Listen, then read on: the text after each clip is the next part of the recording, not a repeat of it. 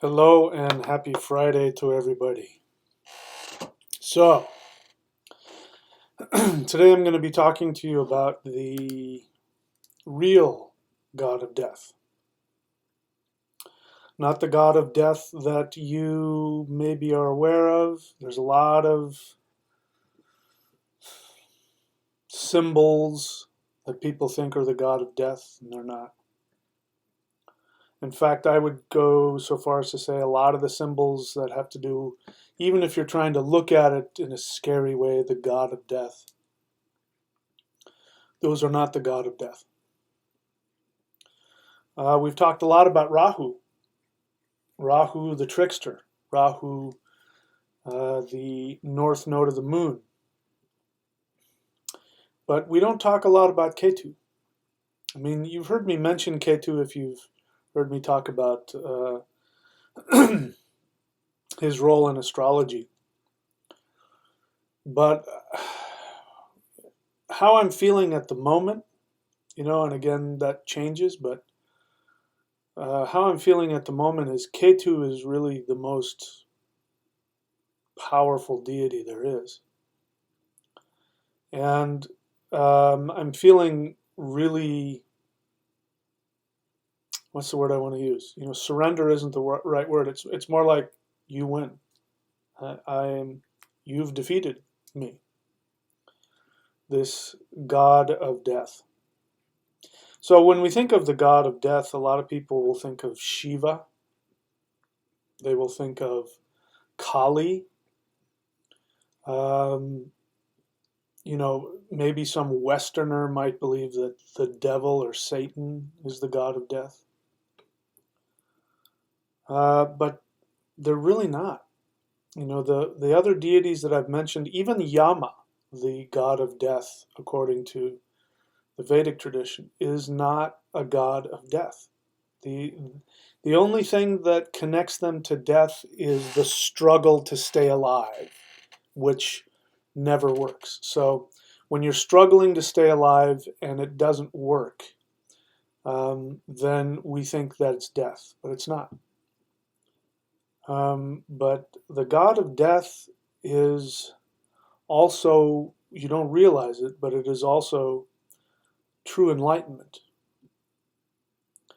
And so we're going to be talking about this. I'm going to be explaining to you what Ketu really is and what death really is. So, I guess you're kind of lucky that I came on now. I wanted to come on and do this 2 or 3 hours ago, but I had a reading that I had to do. So, an astrology reading, astrology.thunderwizard.com, there it is right there.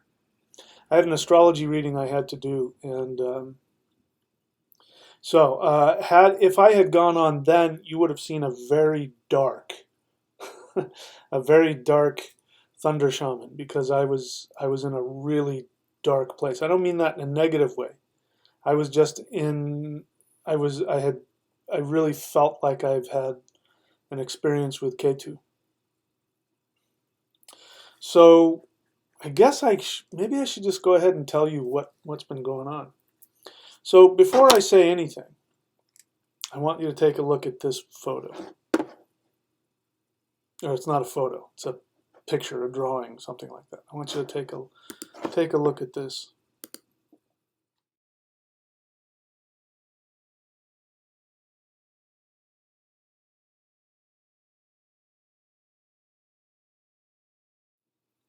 Now, if you had a frightened reaction to that, I do. I look at that, that's a frightening image. Ask yourself why that was frightening to you. What is it about that frightens you? Is it the fact that that is some kind of a undead being? Is it that it apparently she cut her own head off? Is it the fact that the body's walking around and holding the head? What is it that frightens you about that? What's frightening to me about that is the look, which is why I chose it, the look on the face of the decapitated head. Take a look at that face.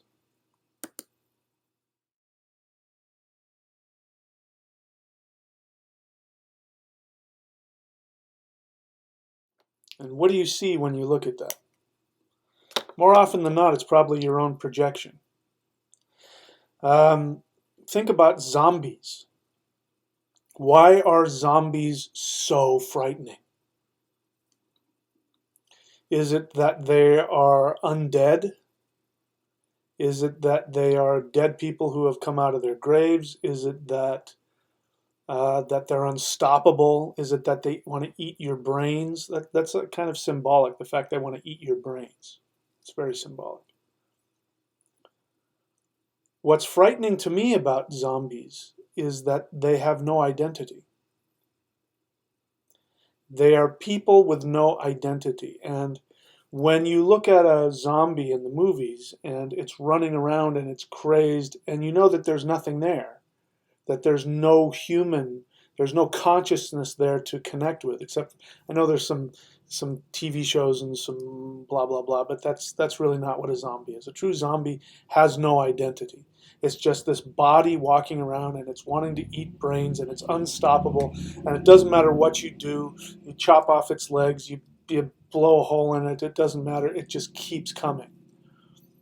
And we're afraid of, when we watch it, on one level, we're afraid that we're going to get eaten by this zombie and be turned into a zombie and we're going to die. But what we're really afraid of is that we relate to that. And why do zombies eat brains? You know, they could eat hearts, livers, stomachs, intestines, but they don't want that. They want to eat brains. Why do they want to eat your brain? Well, it's because in our society, the brain, especially in Western society, symbolizes your identity. You know, because without a brain, you can't function very well, right? So you have to have a good brain. You think well, you know who you are, you remember. You remember who you are. This is a big thing about Ketu. Ketu destroys your memories.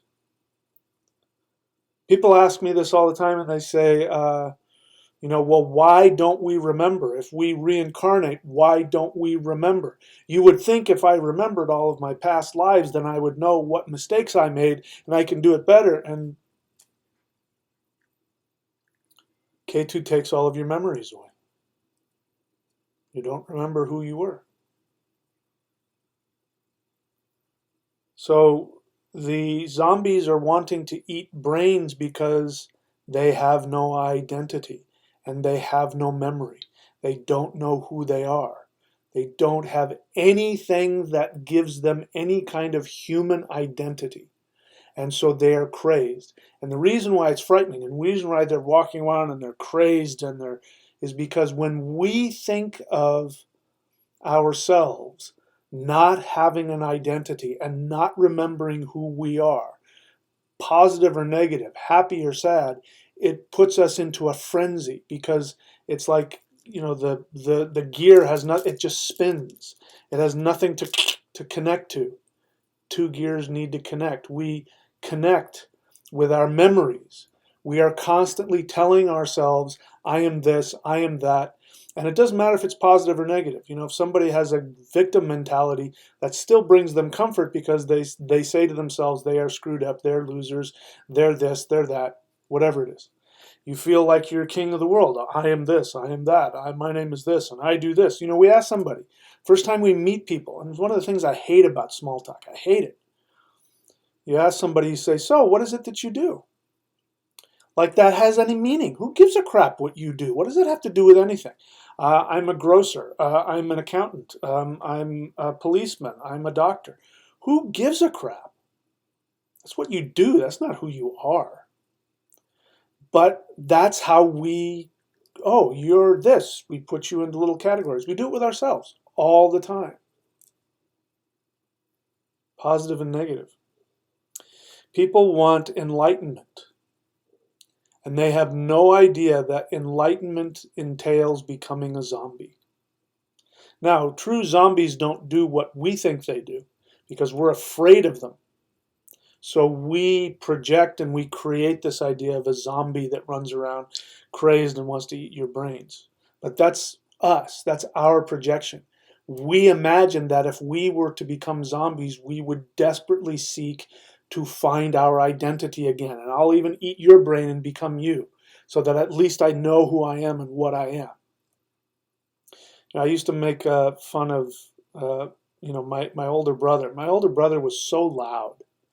I mean, when he would walk down the hallway of our home, as we were kids, he would walk really loud, and he was constantly coughing. I mean, he opening and slamming doors all the time. And I came to the belief that that was because he was deathly afraid that he was inconsequential and nobody would know he existed. And so he constantly had to let you know he was there by making all kinds of noise. Now, this was all happening on an unconscious level. He didn't know he was doing this. But it was, this is, I make fun of people who ride street bikes, motorcycles, choppers, bikers. There's no need to have bikes that loud. Motorcycles do not need to be that loud. In fact, you can get electric motorcycles that are really fast, and they don't make any noise at all. The reason why, why is it that you have to, when you're at home and some guy on a chopper is driving by and he's 2 miles away, you can still hear him? Is because he needs you to know he exists. And if he doesn't make all that noise, you won't know he exists. And if you don't know he exists, he'll phase out of existence. That's his fear. He's afraid if you don't see him or hear him or know that he's around, that then he'll just stop existing. His entire existence is based upon what you know about him. But this is true for all of us. I used to do rune readings for a living. I used to work on a psychic line, and people would want to know, their main question would be, what does so-and-so think of me? Listen, same here. I do the same thing. I want to know, what does that person think of me? What do they think of me? What are you looking at? They're the kind of people that do they really like me? And I'm one of the other ones. What the hell are you looking at? I do that. My macho wannabe, whatever. That's how my ego does it. Other people's ego, do they like me? Do they like me? If you don't know who we are and you don't reflect back some kind of identity to us, we're afraid we'll disappear. The wilderness has everything to do with Ketu. I've many times in my life, I haven't done it recently, but I did it every year for years. I would go up to the Sierra Nevada mountains up here, and I would either hike in, or I'd have somebody take me on horseback and take me 20 miles in and drop me off in the middle of the wilderness and then leave me there. And I'd stay out there for 2 weeks by myself. And I'd do it in the fall when there wasn't any tourists. And I'd go to places where I know a lot of people would be. And there were times when I spent the entire 2 weeks all by myself in the middle of the woods without cell phone or television or radio or any of that stuff. Now that sounds really fun, right? Go do that. And tell me how you feel after about 6 hours. You're going to start going crazy after about 6 hours. And then after the first 2 or 3 days, you're going to be going nuts because you have nothing, your brain has nothing to connect itself to who you are. One of the most interesting things that used to happen is that after like 5 or 6 days, what would happen, because I wasn't listening to any music, my brain would bring up songs or jingles from commercials that I hadn't heard for 20 years. It's your brain seeking for something to try and connect itself to something. And at the end of those 2 weeks, and that's really not that long, I mean, you can go a lot longer than that, but at the end of those 2 weeks, I would feel as though if I stayed out in the wilderness that some magic portal would emerge out of nowhere and I could just walk into oblivion and disappear. And it would take me about a week to get back into my body when I drove down off the mountain. And I would cry coming down off the mountain because I'd bump into, there was, true wilderness is different from just being out in the middle of nowhere. True wilderness is a place of power.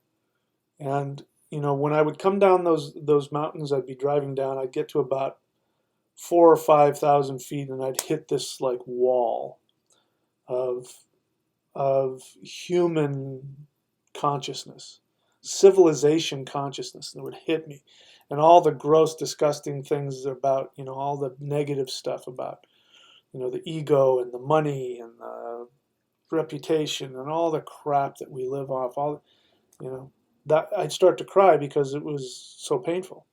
Because the beauty of being, once you go through that phase of letting go of all that stuff and then you just connect to pure eternity, it's a really wonderful thing. So when people talk about wanting to achieve enlightenment, especially people who say it with tears in their eyes, I want to achieve enlightenment, I hate this world, and I want freedom, and again, I've been there. And I'm still there. I'm human, just like you. But that feeling of wanting to escape and immediately, you have no idea what you're talking about. You don't have the first fucking clue about what enlightenment is. Ketu is enlightenment. And Ketu is the complete, total annihilation of your identity and who you think you are. And that is the most frightening thing. The reason why this picture is so frightening to me when I look at it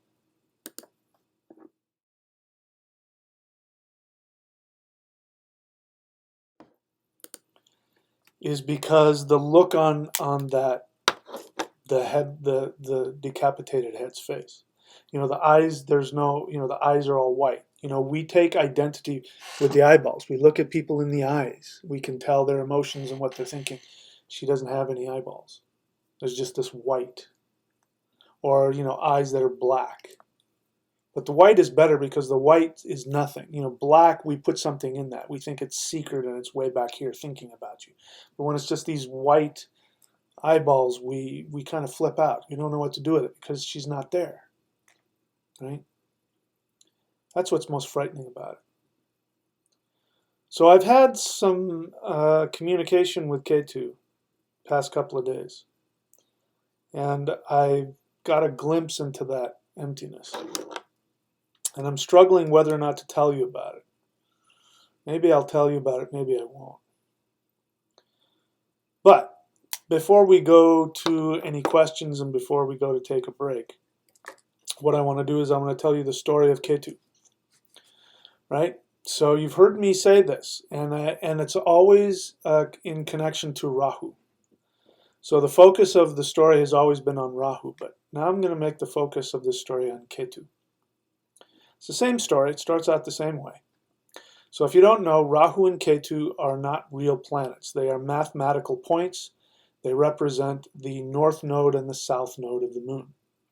And where your Rahu and Ketu are placed in your chart will tell you all kinds of things. Rahu is your ambition. Rahu is what you want to accomplish. On a good note, it's your ambition and what you want to accomplish. On a negative note, it is your obsessions and your addictions. Ketu. Ketu, on the other hand, represents what you have mastered in previous lives and you don't care about anymore. It represents detachment. It represents liberation from the body. It represents enlightenment, meaning freedom from the attachments of all of the limitations of the illusion. It represents the ultimate truth. And it also represents, on a negative, it represents blind emotional self-destruction. A great example is terrorists who blow themselves up. That's Ketu. That's somebody who is willing to completely destroy themselves in the service of some, emotionally charged religious dogmatism that they don't understand. They just have this dogmatism that they follow, but they really don't know what it means or why they do it. That's the thing about dogmatic people. especially dogmatic religious people. If you start asking them even the slightest bit of questions, you start questioning a little bit, they get very upset because they really don't know why they do what they do. They have an emotional attachment to it that gives them some safety, but they don't know why they're doing it. If you really start to ask them questions, they get mad, and they'll kill you for it. They will kill you if you keep asking them those questions. That's why in the Middle Ages, if people just simply read the Bible in Latin, we think about it now, Christians are all about the Bible, but it didn't used to be like that. It was only the priests that read the Bible. And if you were a layman and you were reading the Bible, they would kill you for that. They would flay you alive for reading the Bible because you might come up with some other idea. You might actually figure it out. You might start questioning what's going on in there. And that's because these people don't know what the hell they believe. They don't know why they believe it. So that's Ketu. Ketu is religious fundamentalism to the point of complete non-awareness of why you believe what you believe, and you are willing to destroy yourself and destroy others in the pursuit of that. And I would say that this definitely is connected to all three of the Abrahamic religions. Certainly Christianity, Islam without a doubt, and Judaism to a lesser degree, but same kind of thing. Dogmatism to the one God who will destroy you if you don't believe, blah, blah, blah. So the negative side of Ketu is that. The positive side of Ketu is complete loss of your identity, complete obliteration of who you are and who you remember yourself to be. So I said I was going to give you the story of Ketu. So in the beginning, the gods, the celestial gods, and the terrestrial gods, in both in the Indo-European tradition, whether you're talking about the Vedic tradition or whether you're talking about like Norse, the Norse tradition, pre-Christian Norse tradition, you have the gods are in two camps. There's the celestial deities called the Aesir, and then you have the terrestrial deities which are called the Vanir. And that changed a little bit. The Vedics changed the wording around. I won't get into all that, but they called the celestial deities the Devis, and they called the terrestrial deities the Asuras. The word Asura actually means celestial deity, but it got switched around, and I won't get into all that.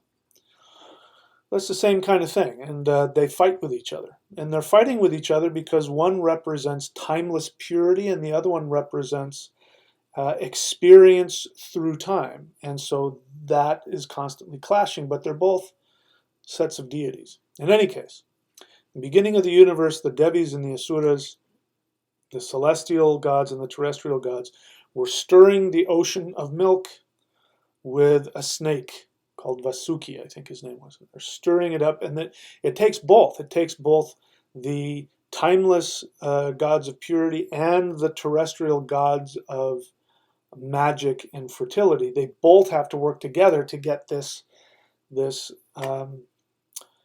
nectar of immortality, the soma, that was to rise to the surface. That's what they were trying to get happen, is to get the soma to rise to the surface. And then the celestial gods, who we think of as being these pure ones, the moral ones, they planned on deceiving the terrestrial gods. So that's kind of, there's a twist right there, because that's you think the gods of heavens, they're pure and they're all about morality and all that, but they were the ones, they were going to deceive. They were going to lie to the terrestrial deities, and they were going to drink the nectar of immortality all for themselves. Now, there was a reasoning behind it, because the terrestrial deities, they're going to want to rule the universe, because they're into stuff like that. They want to rule the universe, and so they're at war with the timeless gods, and so the gods of timelessness says we need to keep some purity in this. Otherwise, these guys are just going to, it's just going to be, copulation and prostitutes and drugs all the time. We can't have that. So, we got to take it away from them. So in any case, there was a serpent, and the serpent's name, I don't know if his name originally was Rahu, but we call him Rahu as well. His name was Rahu, And he was a serpent. And the serpents are very wise. And they also know secret knowledge. And this serpent knew, because he was smart, maybe he had psychic abilities, he's very smart. And he knew what was up. He knew what was coming. And he went to God, the god Brahma. Brahma is the creator. Vishnu is the preserver, and Shiva is the transformer. So he went to the god of creation, which is a close connection to the earth and to procreation. So they kind of get along. They sort of think the same. Brahma the creator. And Brahma gave him a special boon, a special gift, and said that he was going to allow him to drink of the nectar of immortality. So when the day came and they're stirring up the ocean of milk and they all sit down, and Rahu, the serpent, puts on a disguise. And I don't know what his disguise was, but he disguised himself as a celestial deity. And he sat between the sun and the moon. The sun is your soul. The moon is your mind, not your intellect, but your mind. And the mind reflects the soul, just like the moon reflects the light of the sun. And so he sat in between them. In between the soul and the mind sat the serpent. And Vishnu, who is a celestial deity, he was in on it, so he decided that he would transform himself into this beautiful, sexy belly dancer, dancing around and tinkling the bells, and who knows what she looked like, but she was obviously really hot, because the terrestrial deities they couldn't think about anything. All they could see was her beautiful ass shaking in their face, and who knows, did she just have a G-string on? We don't know what she was wearing, but she was hot. The terrestrial deities were like, oh man, when this is all over, I am gonna get with her. And anyway, so they're so happy staring at her ass while she is bending over and giving the soma, the drink of immortality, to the celestial deities, that they were clueless that the celestial deities were drinking it all up. And so Vishnu came around to, I don't know who was first, let's say it was the sun, gave it to the sun drank it and became immortal, gave it to, and the soul is immortal, gave it to the serpent, who is in between. And I don't know what happened, but the serpent went to go drink and knocked his glasses off, or knocked his fake beard off, or knocked his wig off, or something, and maybe they saw the reptilian eyeballs. Maybe they were afraid of the reptilians, and they saw that it was some reptilian eyeballs underneath those sunglasses that came off. And so the sun and the moon flipped out at the same time and said, it's a demon, kill him. Vishnu pulled out his chakra, chopped off the serpent's head. But the serpent was in the midst of drinking the nectar of immortality and became immortal. And then his head got chopped off right as he was swallowing. So now you have this head floating around, and you have this body sitting there, probably still holding on to the to the nectar of immortality, and then the head floating around. And ever since then, that is why Rahu and Ketu are at war with the sun and the moon. That's why we have lunar eclipses and solar eclipses, because it's Rahu swallowing the sun or the moon, and it just falls out his neck. He can't swallow it. And it's Ketu obscuring either the sun or the moon. And so Rahu and Ketu are, Rahu is the head, Ketu is the body. Ketu is the headless body of the snake. So, Rahu, we've talked about Rahu. Rahu is the head. As he's drinking, he's thinking about, he's obsessing about all the things he's going to have in his life, all the women, all the men, all the slaves, all of the drugs, all of the money, all of the power, all of the knowledge, all of the wisdom that he's going to be able to. He has eternity now. He's going to become king of the universe, and he's thinking about it, just like we do in ritual. You think about what it is you want. He's thinking about it as he drinks it. And now he's just this head full of obsession. And he can never, and hunger and thirst, and he can never, he can never quench his hunger and his thirst. He can never accomplish what he wants. That's why he represents addictions and obsessions. So what's the opposite of that? Ketu. Ketu has no head. He has no ambition. He has no desire. He has no identity, and he has no ego. He cares about nothing. He is pure essence with no identity whatsoever. So when somebody has a strong Ketu in their chart, that represents a shaman, because when I talk about a shaman, I'm talking about somebody who can, an empath, somebody who can channel deities. So in the Norse tradition, we go in the past, you had wizards and you had seed practitioners. So a shaman is more like the seed practitioner who doesn't know what's going on, but they can go into trance and they can channel the gods. Now the wizard is there. The wizard is there and listens to what the gods say or what is said while the person is channeling. And then when the seed practitioner comes out of the trance, they don't know what they said. They don't know what they did.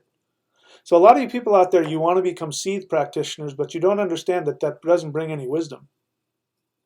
It doesn't bring any wisdom. Because you go on a journey, because you channel a deity, that doesn't mean you're going to know anything about what happens. I have students who are seeds. Naturally, they're seed shamans. And they have these visions and they have these dreams, and they come to me with their dreams, and I tell them exactly what it means. And they go, "Oh my God, I didn't see that." No, I didn't go on the dream. I didn't. But I know I know exactly what the meaning of the dream is. I know exactly what the gods are trying to say. But they don't. They have to come to me to interpret it for them. Otherwise, they don't know what it means. So you think you want to become a seed shaman and go into trance and have the god. It doesn't mean you're going to understand anything. Because Ketu doesn't have a head.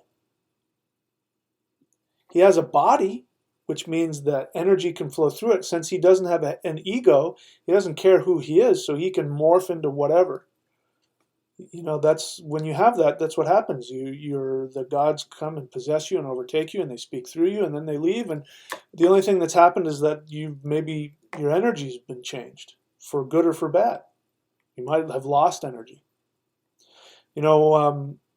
When I used to play African drums, I would channel some intense energy when I would play, and when I would be done playing, and I'm not just playing for the sake of playing, by the way. I'm playing very specific rhythms that call down the different orishas, the different gods, the ancestors. And sometimes I'd play and I'd start doing rhythms that I had never learned, and I would go faster and do all kinds of complex stuff that I wasn't capable of doing. And people thought I was this really great drummer, and I am pretty good, but sometimes it was like, I didn't do that. That wasn't me. People would be in class and we'd be playing the specific rhythms, and when you get it right, it opens up a doorway to other realms, and people would be looking around. And they'd say things like, "Did you hear that? When we were playing, did you hear children laughing?" They say, "No, it wasn't children laughing, it was bells." Say, "No, it wasn't bells, it sounded like a monster. It sounded like a dinosaur." "No, I was here, I heard somebody come in and I looked and the door was closed, but I heard and I felt somebody with bells on walk right past me. I could feel it come." All kinds of weird things happen.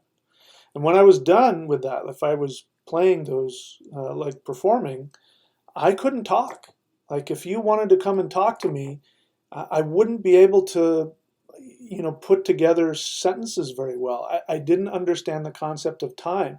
They'd say, when are you playing next? And I couldn't think of what the days of the week were, and and at the time I was married, and my wife would have to talk for me because I wasn't there, and then I'd be worthless for a day. I'd have to go home. I mean, my crown chakra was so, and I'd have to go home, and it would take sometimes a day or two before I could come back into my body. So you think you want to be a seed shaman, you think it's going to be some great experience. You don't understand. You don't understand what this stuff is about.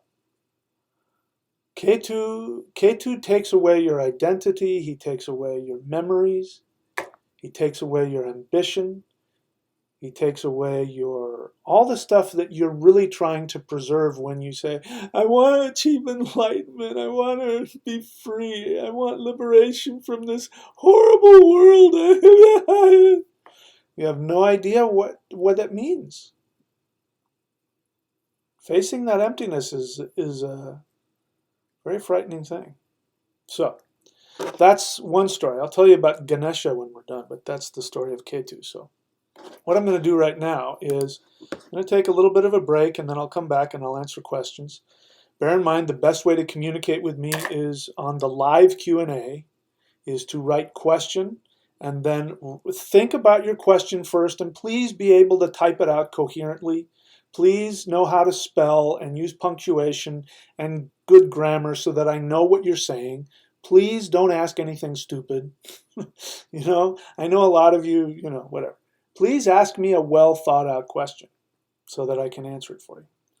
And then we'll talk some more about that. And I don't know what else we'll do. We'll see what other fun things we have to do. But anyway, be back in a couple of minutes here.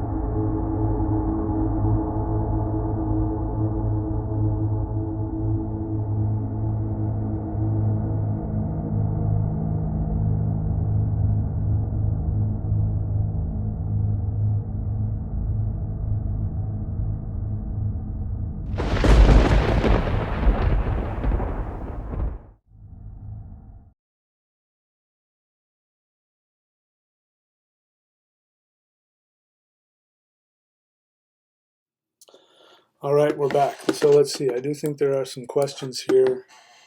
Ryan Coyne, question. Just jumped in, so I didn't catch if you explained this earlier. What pantheon does Ketu belong to? He belongs to the Vedic tradition. He is the south node of the moon. So you probably haven't heard of him because in order to have heard of him, you probably would have needed to have some connection to Vedic astrology, which is Indian astrology. Says, never heard of him before. By the way, sorry for reacting with foul language a few streams ago. I don't remember.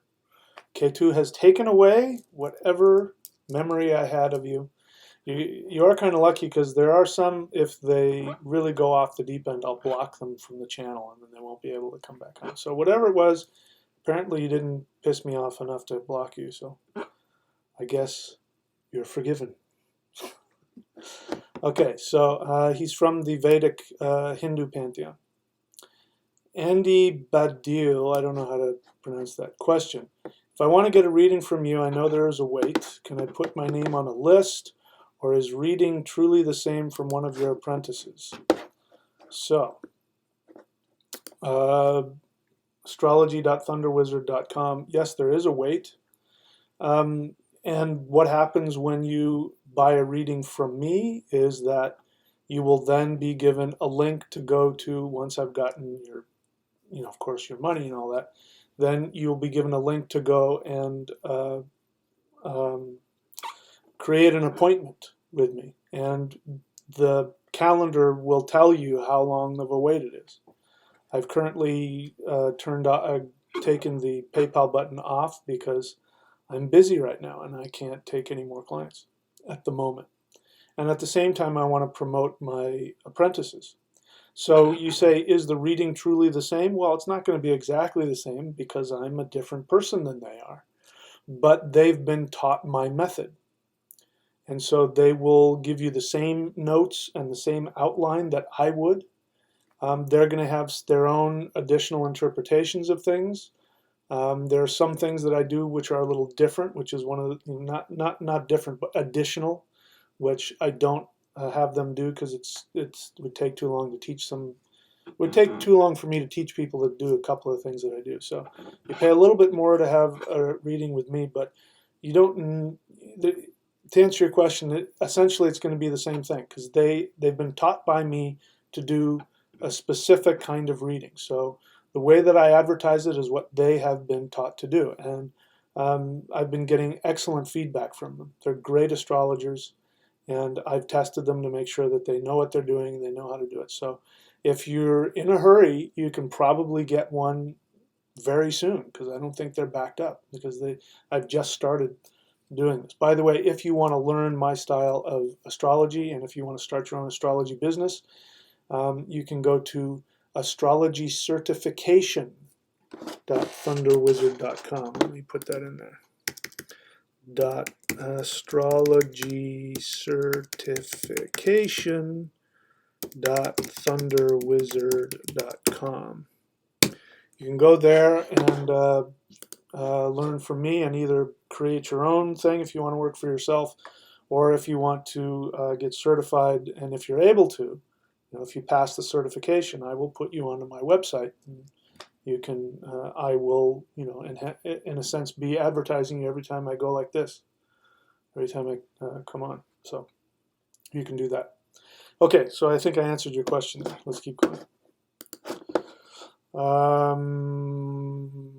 Remember, I need to see the word question, otherwise I don't know, because then I have to scroll through everybody talking about blah, blah, blah. Black Earth Productions, question. Black Earth Productions, by the way, if you're not familiar with him, he has his own channel. I recommend you go check him out. Black Earth Productions with a Z.com, that's his website. Anyway, a great friend of the channel here. Question, can you touch upon Ketu in Pisces?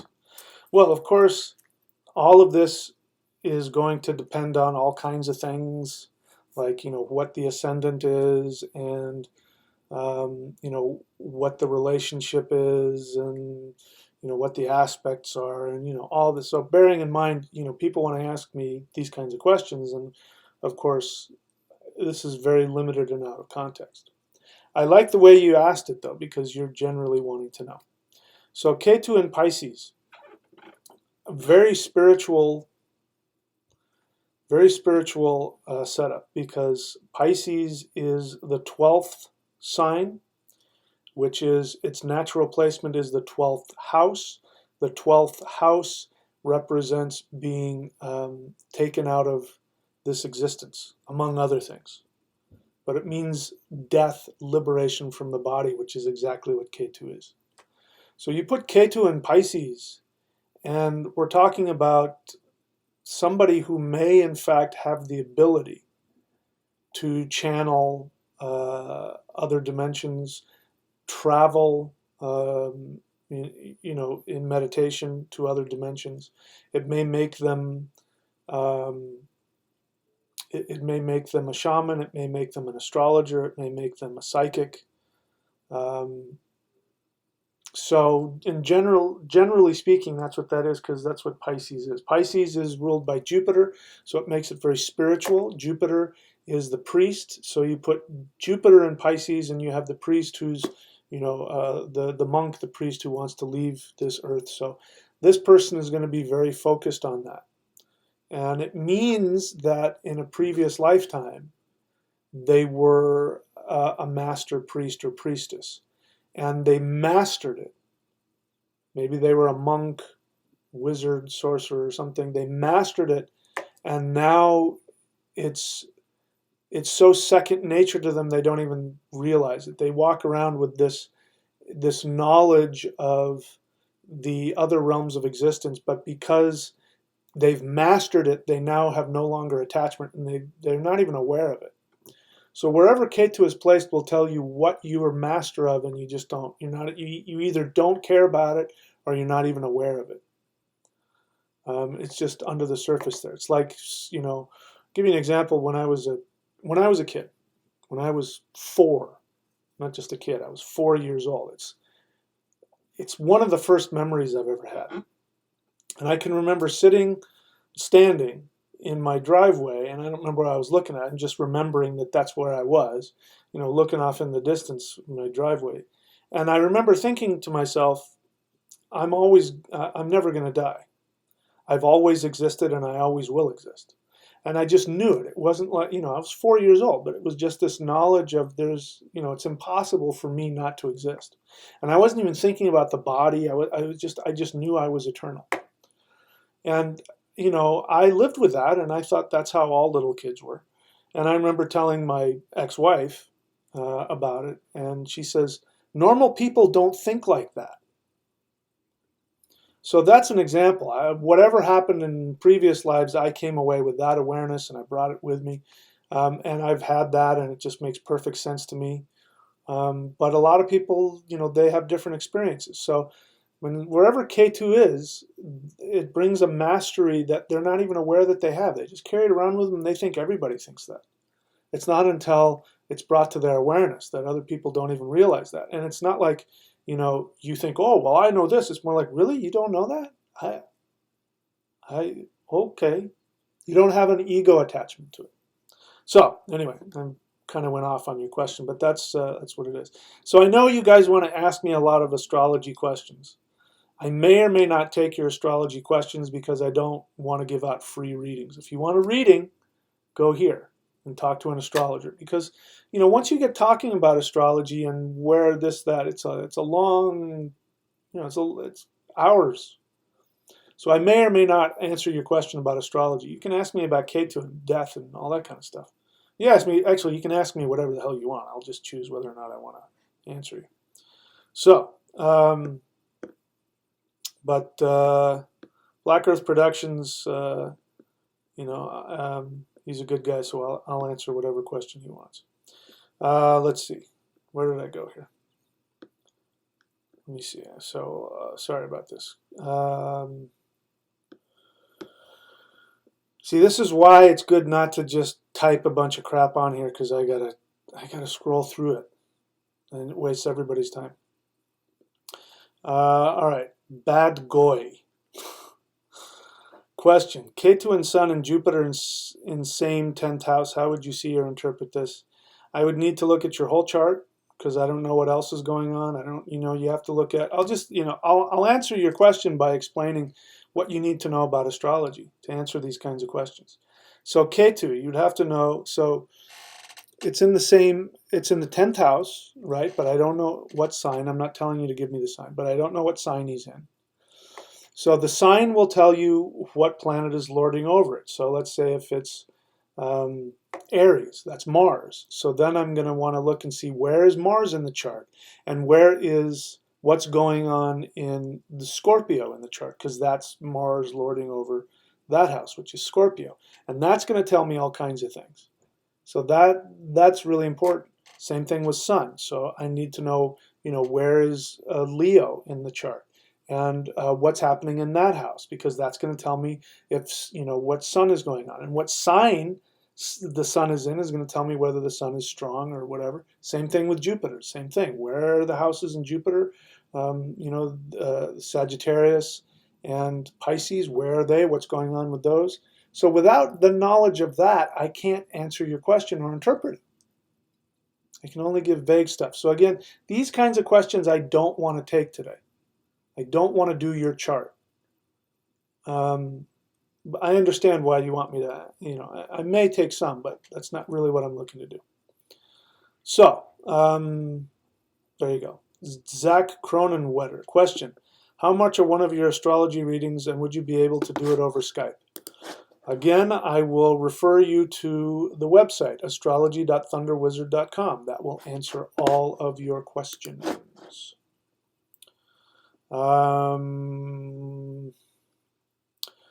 Let's see, okay. Skyclad Faye, question. How would you truly know if you are a seed? So, I'm going to be Ketu today. Ketu cuts to the truth. Ketu says, cut the bullshit. Let's just get to the truth. So my response to your question is, why do you care? Why would somebody need to truly know? It means you have an emotional attachment to it. You have some confusion about it, which means you have an emotional attachment to it. Again, as I said before, there's a lot of people out there, they really want to be seed shamans. They think that's something really cool. And they have no idea what they're talking about. They have no idea that being a seed shaman means that you give up your identity every time that you channel. Ketu comes in and you don't know who you are or where you are or what you are. Is that really what you want? I don't think so. I think what people want is they want to have a shamanic journey and get a lesson that touches them. They want to experience the gods and they want to come back and remember. A true seed shaman won't remember anything. And if they do, they won't know what it means. So why do you care? How do you know? When you ask how do you know, it means you want it. And if you want it, it's because you're trying to get something. And if it's a spiritual thing, like I really want to become an immortal, I really want to do astral traveling, it means you want to escape your own feelings. And so what you're really trying to do is you're trying to hold on to your identity. You're trying to do the exact opposite of what seed is. And if somebody is a seed shaman, to answer your question, they won't have any choice in the matter. It'll happen to them whether they like it or not. And it won't be something they have to go after. It's true what people say, you can't become a shaman. A lot of people give me a hard time because I use the word, shamanic instruction or, training in shamanism. Shamans are born, they're not made. That's true. But if we're talking about Ketu, the aspect of Ketu creating somebody as a shaman, that's right. They don't have any choice over it. It happens to you whether you like it or not. And it may not be a pleasant thing. Here's the other thing about Rahu and Ketu. They're never pleasant. If Rahu is going to give you his blessing, means he's going to make you rich beyond your wildest dreams, it means he's going to do it by destroying something else in your life. Or you're going to get what you want and it'll end up destroying something. Because the lesson of Rahu is, I thought I really wanted this and I got it, and now it's just so pointless. It's so worthless. Talk to all of the really famous celebrities who killed themselves because they were just miserable. That's Rahu right there. Ketu is also very unpleasant. Very unpleasant. Ketu does not care what you feel, does not care what you want, because Ketu doesn't care about anything. Ketu doesn't have a head. Ketu has no desires. If he's drawn to destroy something, he will just come in and destroy it. In your life, if Ketu shows up and he's coming to destroy something in you, there's not a damn thing you can do to stop it. And it'll be unpleasant because it's going to be something you're attached to that you really love, and it's going to then be torn out of you. So again, people want all these things, but they don't understand what it means. Okay. Let's see if any more questions. Let's get to them. Skyclad Faye again asks, question regarding Qigong. You said you had chronic pain 5-6 years ago. How did you get past it initially? Go and read this book, The Shamanic Secret, Commandment to a Perfect Life. You can go here, michaelwilliamdenny.com, and buy it there. That's how. You've got to, I'll very briefly go over it. There's one reason why you incarnated. You incarnated because there are desires that you haven't fulfilled. So Rahu brings you back. Remember, he's your ambition, your obsession, your desires. He brings you back. You actually bring yourself back, though. Symbolically speaking, he brings you back. And you come back because you have something that you want to experience. I want to surf. I love it. I can't live without it. That's my obsession. Happens to be good for me, so I do it. But at some point, in who knows how many lives it'll take, I will go, I've had enough surfing. I don't need to do that anymore. I can't imagine that ever happening because, as Jerry Lopez, the famous professional surfer, said, surfing is not a sport, it's a disease. I'm obsessed with it. I can never get enough of it. I only come in out of the water because I just can't. I can't surf anymore. My arms won't work, or I'm tired and I just can't. I'm going to stay. If I stay out there another 15 minutes, I'll drown. I'll be so tired. That's the only reason I stopped surfing. You just can't stop. Once you just can't stop. So that's why you incarnate. You incarnate because your soul has a desire. It needs to experience something. It desires it. Now, connected with that, the soul also wants to achieve enlightenment. It wants to learn. So before it incarnates, it creates a life path that has within it a bunch of life-changing events that you will be forced to make a decision. In fact, you're making the decision every nanosecond, but you'll have experiences where you think this was when I did it. But you will be forced to make a decision between doing what it is you truly want on a soul desire or what is safe, meaning what other people want you to do, what you think other people want you to do, what it will give you the money. You got a 6-figure income and you don't want to give that up. I'm not supposed to do that. A good person doesn't do that. You have unconscious stuff that your parents told you. You're not good enough this, you're a piece of crap that, you need to go do that. You have to make a choice between those two. And it's very hard to know. And when you're in those moments, what is your soul desire and what is your ego attachment, your fear-based ego attachment. And every time you make a choice towards your soul, you end up, Ketu comes in and takes something away. He'll take away your marriage. He'll take away your connection to your family. Maybe you'll be disowned. Maybe you'll lose that job. You'll lose the feeling of being a good person, your identity, your reputation on some level. You will have to give something up in order to get closer to your soul. And that's what it's all about. And when you finally fulfill all of your desires, you won't reincarnate because you won't want to. Okay? So the book is The Shamanic Secret, Commandment to a Perfect Life. If you follow that, you can be free of disease, you can be free of all kinds of stuff. There's only one commandment, and that is to follow your soul. So to answer your question, how I got rid of all of it was I made a bunch of really tough decisions, and I got out of my codependence. I can guarantee anybody who's asking that, who has chronic pain, you have major unresolved codependent psychological issues. Major. And you are angry with yourself, and that's the cause of your pain. And that's why people, if you want a session with me, I can help you with that. I can usually, within one session, figure out what it is your true soul desire is. That doesn't mean I'm going to give you the ability to go after it, because it might be incredibly challenging. In fact, I just lost an apprentice, somebody that was working with me once a week.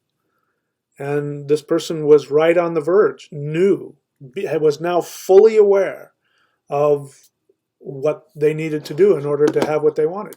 And, at some point, when I'm working with somebody, it gets to that point where they just know, and there's no more talking. It's just like, this is kind of it. And it's not me. I don't tell you this is what you have to do. It comes out of you. You become aware that I got to quit this job, or I got to leave my wife, or I got to, whatever it is you got to do. You come to it, and then you're the one that has to make the decision. You have to take the action. I can't do that for you. And if I were smarter, I would string you along, and I wouldn't, take you to that edge. But that's not my job. I take you right to that edge, and then you have to make the decision. And when people know that there's no more bullshitting, there's no more talking left, and they're unwilling or unable to take that risk, they leave me. Which, to be honest, is fine with me, because it's just boring to me. I'm really not interested in listening to you talk if I can hear that you're not doing what you want to do. I'm much more interested in following you as you go after your true soul desire. So anyway, I don't know if I answered your question or not, but that book will help. What I was going to say is this: if you want a private session with me, I can usually figure it out in an hour. You can either sign up at thunderwizard.com. Every now and then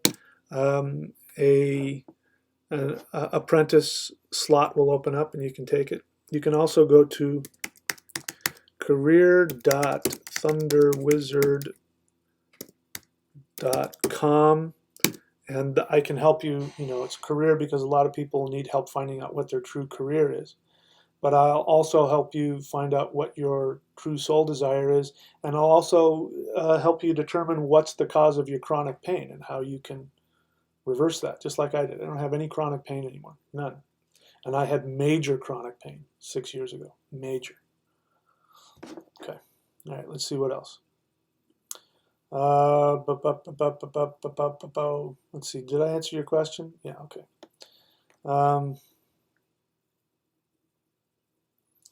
Outback Jacks. Question: Ketu in Revati in 8th house. Can you give me a little info? No, it's a great question, but again, I don't want to give out an entire reading. Go here and talk to somebody about that. I don't want to do your chart tonight. Question: is an Aries Pisces cusp even a thing? Anyway, go talk to an astrologer.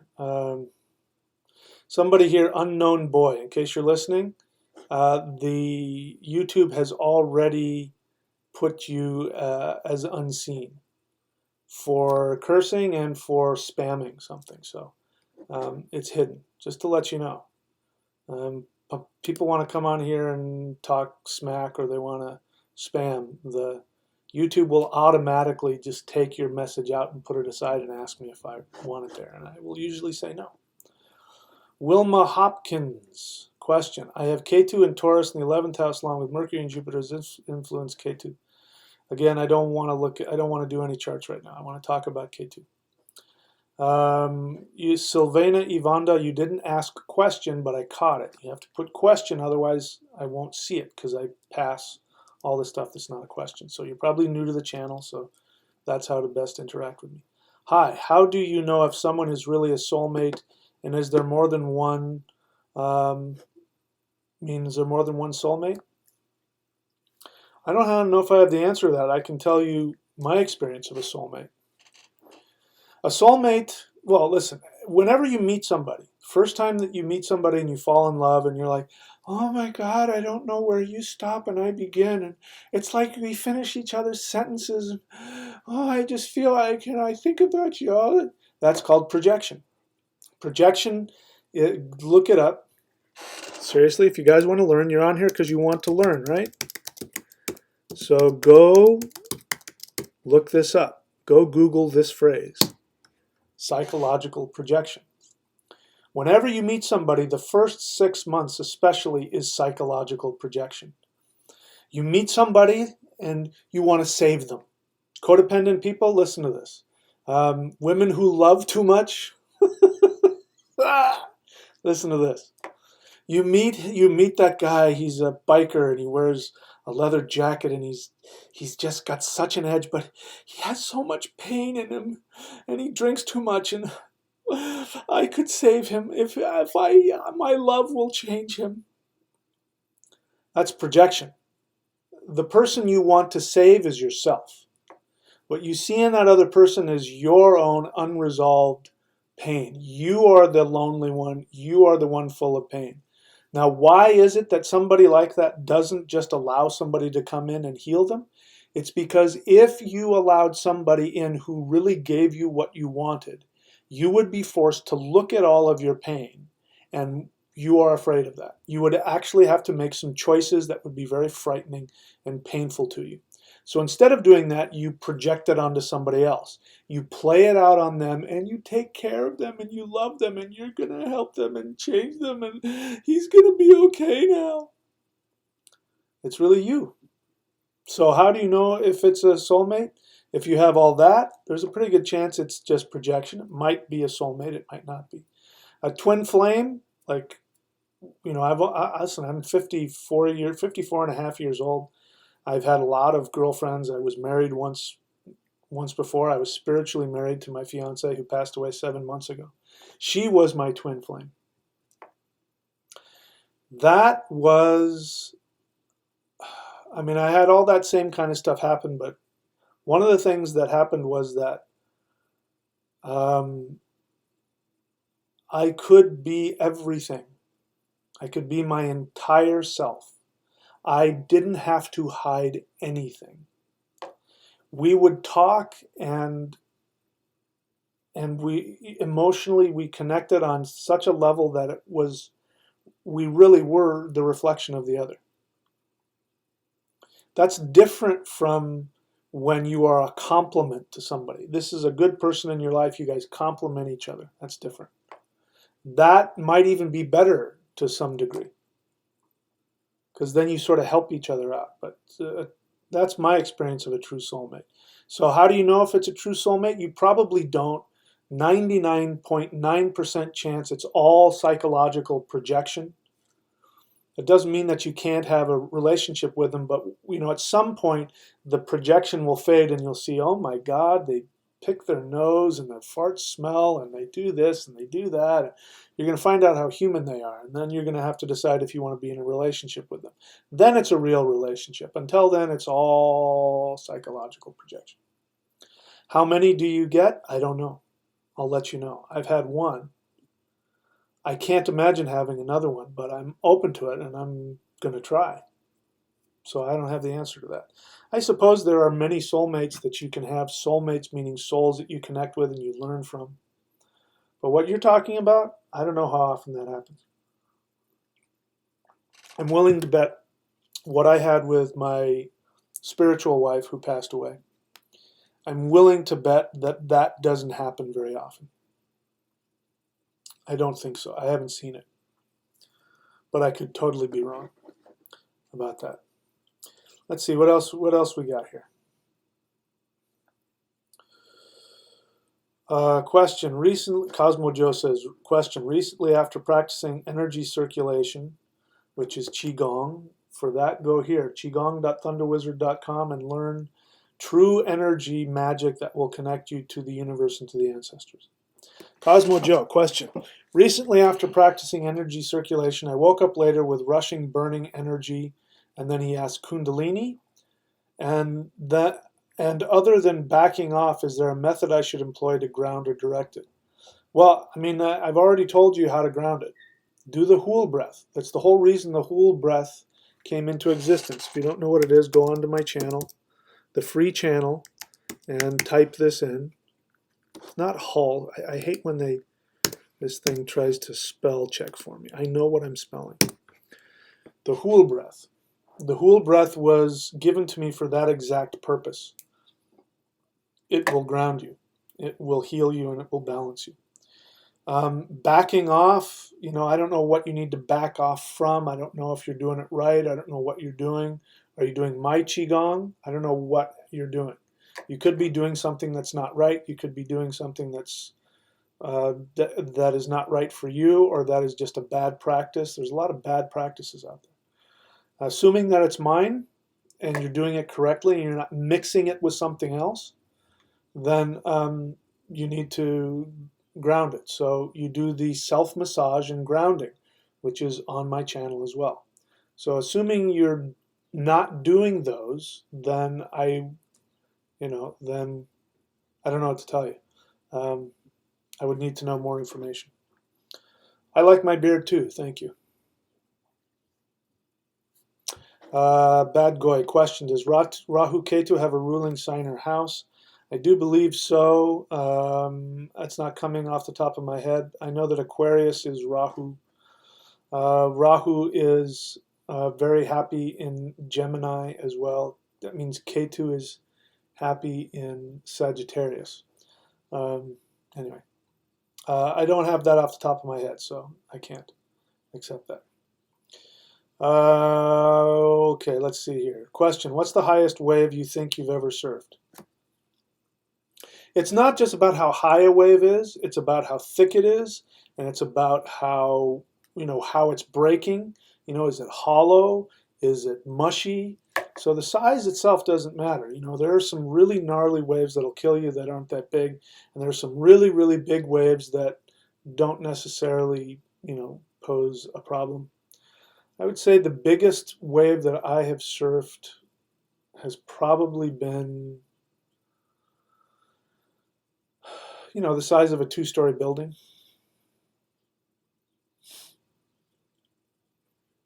Not nothing. But I'm certainly not one of those guys that surfs 50, 60-foot waves. I would never do that. That's not something I ever need to do. So Cosmo Joe, wait, okay, so he says it was the Hool breath that triggered it, and then he corrects himself and says, no, you're right, I was mixing it. So listen, guys, this is why when you go and train with somebody, they tell you what to do, and if you do something else, they kick you out. It's not because they're being, assholes, although some of them are. It's because you got to do what they say, and you have to trust that they know what they're doing. So if you're going to train with my stuff, train with my stuff. It's not like there's any shortage of stuff out there. And I've given you guys stuff where you can do multiple things that I give you and smash them all together, and you can switch them around. I've given you stuff that's safe. Don't screw it up by taking some other practice and putting it in there. It's disrespectful to me, on one. It's disrespectful to the energies that have come through me. It's a stupid thing to do. It shows a lack of maturity on your part. It shows that you have impatience. It shows you don't have the discipline to follow what you say you want to do. You're unconsciously sabotaging your own progress. It means that you're impatient. It's very childish and immature. All of those things. I told you, Ketu gets right to the heart of it. So especially if I'm, when we've got retrograde Jupiter and retrograde Saturn, there's just no time for bullshit here. So when I say you do this, it'll fix a problem, just do what I instruct. Don't do something else. Don't bring something else into it. Another reason is that every teacher, if they are a legitimate teacher, it means that they are a line in a succession of celestial masters, which means that there are celestial masters that I may not even know anything about who are transmitting through me. It's called, a tradition. It's called a lineage. When you work with a lineage, you're working with lineage masters. Each lineage has its own specific vibration that is designed to do a specific thing. There isn't just one thing. There are many different things. There's all different kinds of sports. You want to train to be, a bodybuilder? Do you want to train to be a strength trainer? Do you want to train to be a long distance runner? There isn't one set of practices or exercises for those things. So you go and you train to be a power lifter and then want to go and run a marathon, you're not going to be very fast. You try and do both at the same time, you're going to be, see what I mean? But what ends up happening is that each lineage has its own vibration. And when you take a a practice from another lineage, that has a different vibration. If those vibrations don't work well together, then it creates a sine wave, which is what? You know, have you seen that, like bridges that fall apart? The wind hits it just as it'll really mess with your energy. It can cause you all kinds of problems and cause you tremendous damage. This is why when you get initiated, you're not allowed to go and do some other tradition. That's the reason. If you're able to do 2 or 3 different traditions, then either there's the off chance that those traditions kind of line up, or they're nothing traditions and there's really no energy to them. So the fact that you're doing my thing and then you do some other thing that I don't know anything about, that you haven't asked me, hey, Mike, can I do this practice with your practice? You know, that tells me that both of those traditions are real and that you're mixing together things you don't understand. So please, for your own safety, don't mix this stuff. And if you're going to mix it, then don't do my energy work. I have nothing against other stuff. You want to go do other stuff, go do it. But the stuff that's come through me is very powerful. You may not feel it at first. It's very subtle. But trust me, it's coming from someplace very powerful. And you can't be a child about it. This is one of the reasons why, you know, I am not allowed to share these things publicly. This is one of the reasons. So we're in a new age where I'm giving out this stuff, some of it for free. And, you know, you have to be responsible, but you have to be serious. If you're going to joke around, it's going to harm you. Okay?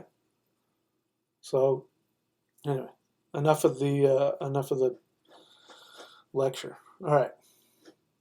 Bad Goy. Question. I've been practicing celestial level 1. So I guess he means celestial Qigong, qigong.thunderwizard.com. I've been practicing celestial Qigong level 1 for about a month and loving it. How long would you recommend until level 2? You can go get level 2 now if you want, but you know, stick with level 1 for 6 months or a year. Don't rush it, you guys. You don't need to rush it. Don't rush it.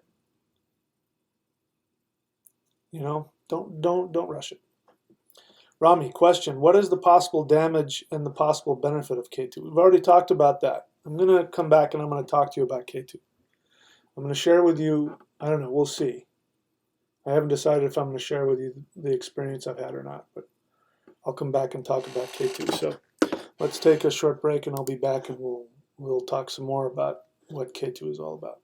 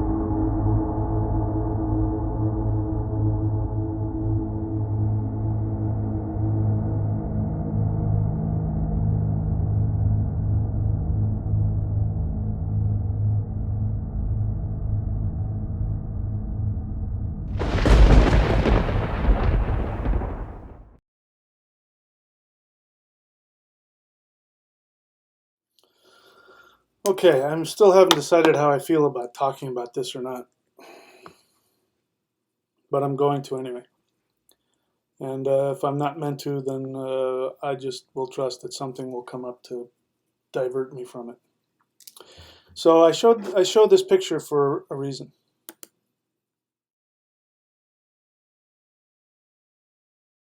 Talked about it in the very beginning. After it's archived, you want to go back and look at that. Put that there for a reason because that speaks to me a lot. So, as you know, my fiance, my spiritual wife, we got married. We just didn't do it legally, but we got married. She died 7, 8 months ago, and she died of breast cancer. And she was the one. She was it. She was not just somebody I loved or fell in love with. She was the one. And I bonded with her on an energetic and emotional, spiritual, psychological, physical level. I bonded with her in a way that I have never experienced and cannot even explain. There never goes a moment in my thinking, whether I'm conscious of it or not, where my brain isn't trying to connect to something about her. That's how, I mean, my identity became completely fused with her.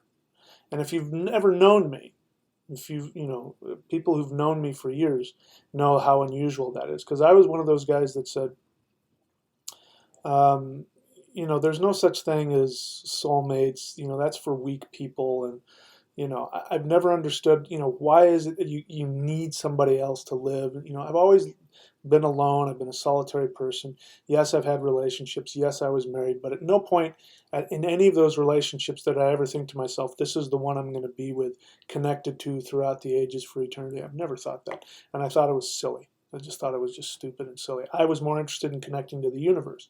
And people were nice and great, but I wanted the universe. Not so with this woman.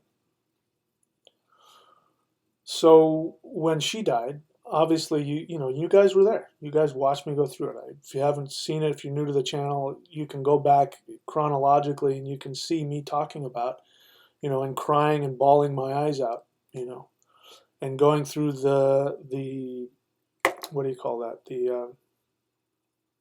The manic phases of joy and depression and up and down and all of that. Um, So, it hasn't been that long. Feels like a hell of a long time. But there was also a year before she died where I didn't see her for about a year. I saw her a handful of times because she was either out of the country trying to get treatment or she was in the hospital. And she didn't want me around when she was sick. It was one of her things. She didn't want anybody around her when she was sick. And she died alone as a result of that. So we're pushing more like 2 years since everything stopped. The relationship ended. She got sick and all that. Anyway, uh, so what has been really the most challenging thing that I've ever experienced in my life? And I don't mean, there are things that are more dramatically challenging and all that. It just on a level underneath the surface, this has been the most challenging thing I've ever experienced, which is I don't know where she is. I don't know what she is. I had a couple of experiences right after her death, which, could be explained away, but probably were her.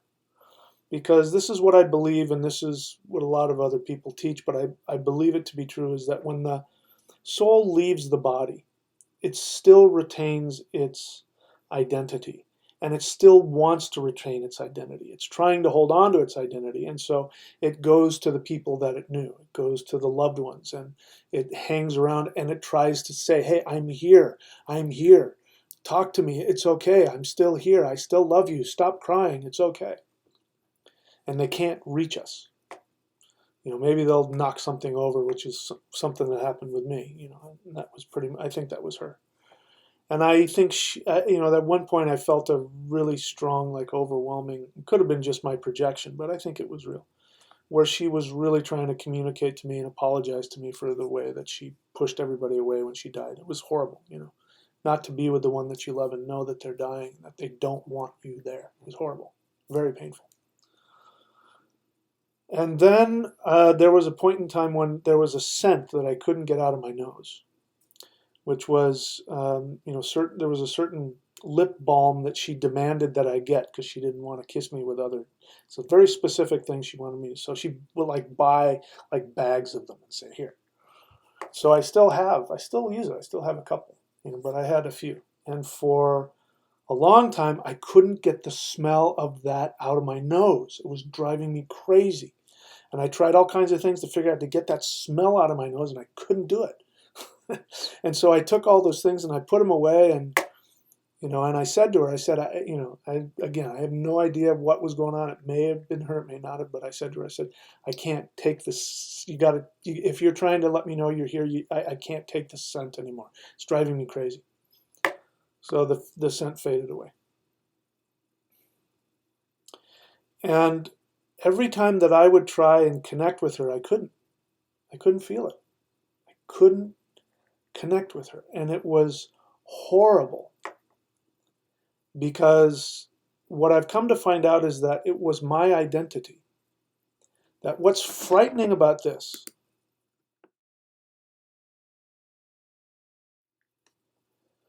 it's about those of us who are still living. We're the ones that die. When the soul leaves the body, it transforms. It goes through whatever death and whatever karmic stuff and whatever attachments, and it slowly comes to the realization that that is all illusion, and that their true essence is more like this picture.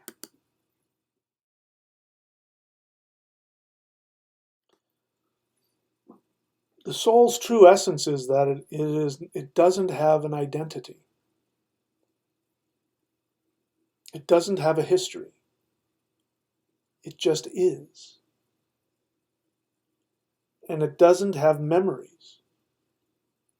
What was one of the most painful things for me, and still is that I'm forgetting things that were her, the specific things about her. I'm forgetting. And it's horrible. But it's equally horrible to remember. To remember the things about her and then to be slammed with the reality that she's no longer here. She doesn't exist in that form. She does not exist anymore. When we die, all of the idiosyncrasies that make us who we are die with us. And so a lot of the things that we love about people are those idiosyncratic things, those very specific things. And that's the beautiful thing. It's like a work of art. A beautiful song has a certain melody to it. But then you write another song that's totally different. Right? That's like the soul. The soul is an artist. The soul creates a beautiful symphony. And then it'll create another one, totally different sounding symphony. Maybe there are some things that are similar, but they could be totally two different songs. And so you can't be listening to one song while you're listening to another one. It just causes chaos. And I'm desperately trying to connect with this entity that I've bonded with that feels like an eternal bond. And I'm trying to play an old song that's not playing anymore. She's playing a new song. And I can't hear it. Because I'm here, I can only hear the song that she made while she was here. And so what has been vexing me is not knowing who she is, what she is, where she is. Does she remember me? Does she still love me? And I know I can already feel it. There's a lot of you out there who want to, and maybe you're typing right now, I haven't seen it. Oh, she's still there. Oh, she still loves you. Oh, blah, blah, blah, blah, blah. And that's you. You're wanting to comfort you. If you're sitting there wanting to comfort me and tell me the things that you think I want to hear, that's you trying to comfort you. That's your projection. If I wanted to make money, the way I would make the most money now is to be one of those people that says I can talk to your loved one. Oh, he's still around. He's so funny. Didn't he used to do this and that? And he says he still loves you. And he says, don't be so hard on yourself and stop and make sure you close the door, right? You used to leave the door open, right? That's the way to make a ton of money.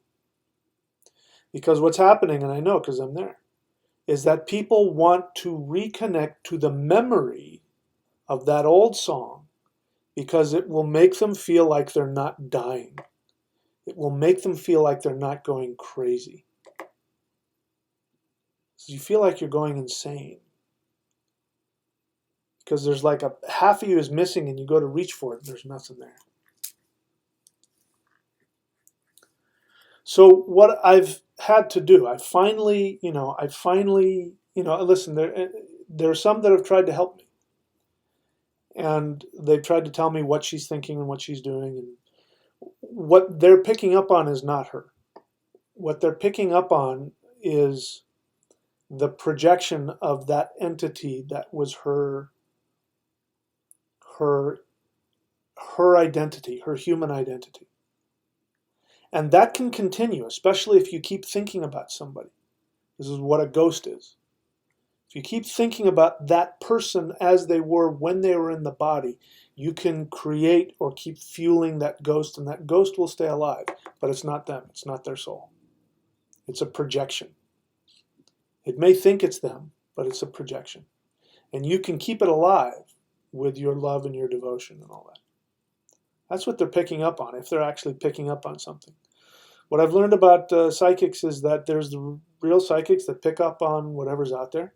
There is real psychics who pick up on what's going on in your unconscious mind, and they know things that they couldn't possibly know unless they were psychically connected to your unconscious, and maybe they think they're tapping into something out there, but they're really just tapping into you.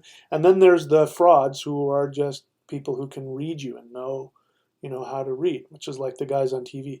Is it somebody whose name starts with a D? Is it a D or an S? Is it Bob, Bill, Tom, Harry? That's right. That's what I was going to say at the beginning, Harry. And he was your husband, your brother. He was your brother. And he was really short. He was really short. And he was really nice. He was a mean guy. That's right. He was a mean guy. They're just picking up on cues on you, and they're telling you what you want to hear. That's the third thing. So the people who were helping me, they weren't one of those. These were people who have real gifts. But they're tapping into something that's probably not her. And so I came to the realization that what I was mourning over was the loss of my human song, wanting to still play that record of her over again and talk to it, and it just wouldn't play. The tape doesn't work, the record doesn't work. The program, you put it into the computer and you want to press Lisa, and it comes up, it says file not found. It's not there. And the emptiness that I would feel was horrific. It was like a black hole. It was horrible. And so I began to doubt the existence of the soul. This has been going on for weeks, months. I've been teaching about reincarnation. I've been teaching about the existence of the soul. All the while, I'm having this internal crisis of, well, maybe the soul doesn't exist. And maybe she's just has disappeared into nothing and she doesn't exist anymore. Because I can't feel her. No matter how many shamanic journeys I did, nothing. Nothing would come back. And I've had a lot of shamanic experiences. I've talked to my father, You know, I've talked to friends that have died. It's not, it's not that I don't have the ability or the experience. There was nothing happening there. Nothing coming back to me. The only message that was coming back was uh, that you have to let her go. That you have to let her fade. It wasn't that you have to let her go. You have to let her disappear. You have to let her fade into nothingness. And that was horrible for me because my emotional and psychological well-being was dependent upon it being able to reflect back on its other half. The other half is gone. There's like, there's like little wires and it can't connect. So I did something that was very painful for me to do. Painful isn't, it was painful. I cried and all that, but it was more like I was dying and I was choosing to die. And I released the recording of who she was back into the universe, because that recording doesn't exist anymore. Doesn't exist anymore. It cannot connect to me. Who she was in the physical body and all those things cannot connect to me. I'm still here. It can't happen. The only way that I can connect to her now is I think of her as a ball of energy that doesn't have an identity like we think of it. And I know she's going to come back as a child, and she'll forget me. When she's reincarnated, she's not going to remember me. Maybe she'll, who knows? We have connections way deep down sometimes, but for the most part, we don't remember our past lives because it wouldn't work if we did. She's going to forget about me if she hasn't already. And I am, at least in my mind, holding her back by trying to hold on to who she was. And when I came to that conclusion and I really let that go and I did a ritual to release that back into the universe, then Ketu came to me. And Ketu takes away. That's all he does. He rips away from you anything having to do with the illusion of this life. So those of you who think you want to be enlightened, who think you want to achieve immortality, who want to achieve moksha, liberation, you don't know what you're asking. Because to do that means you have to go into that emptiness and you have to lose who you are. And what I'm saying to you is that in order for me to continue in this form, I have to rewrite my program. I have to delete that program from my software in the sense of how it affects my identity. I am so and so, I'm married to Lisa. That has to go, which means I have to die. Big chunk of me, because I'll tell you, when she died, and for a very long time afterwards, if I thought there was a way for me to go and be with her, I would do it. If I thought blowing my brains out would not affect me in a negative way, I would have done it in a heartbeat, because I wanted to be whole again. I wanted to be connected to that energy, the most beautiful energy I've ever experienced in my whole life.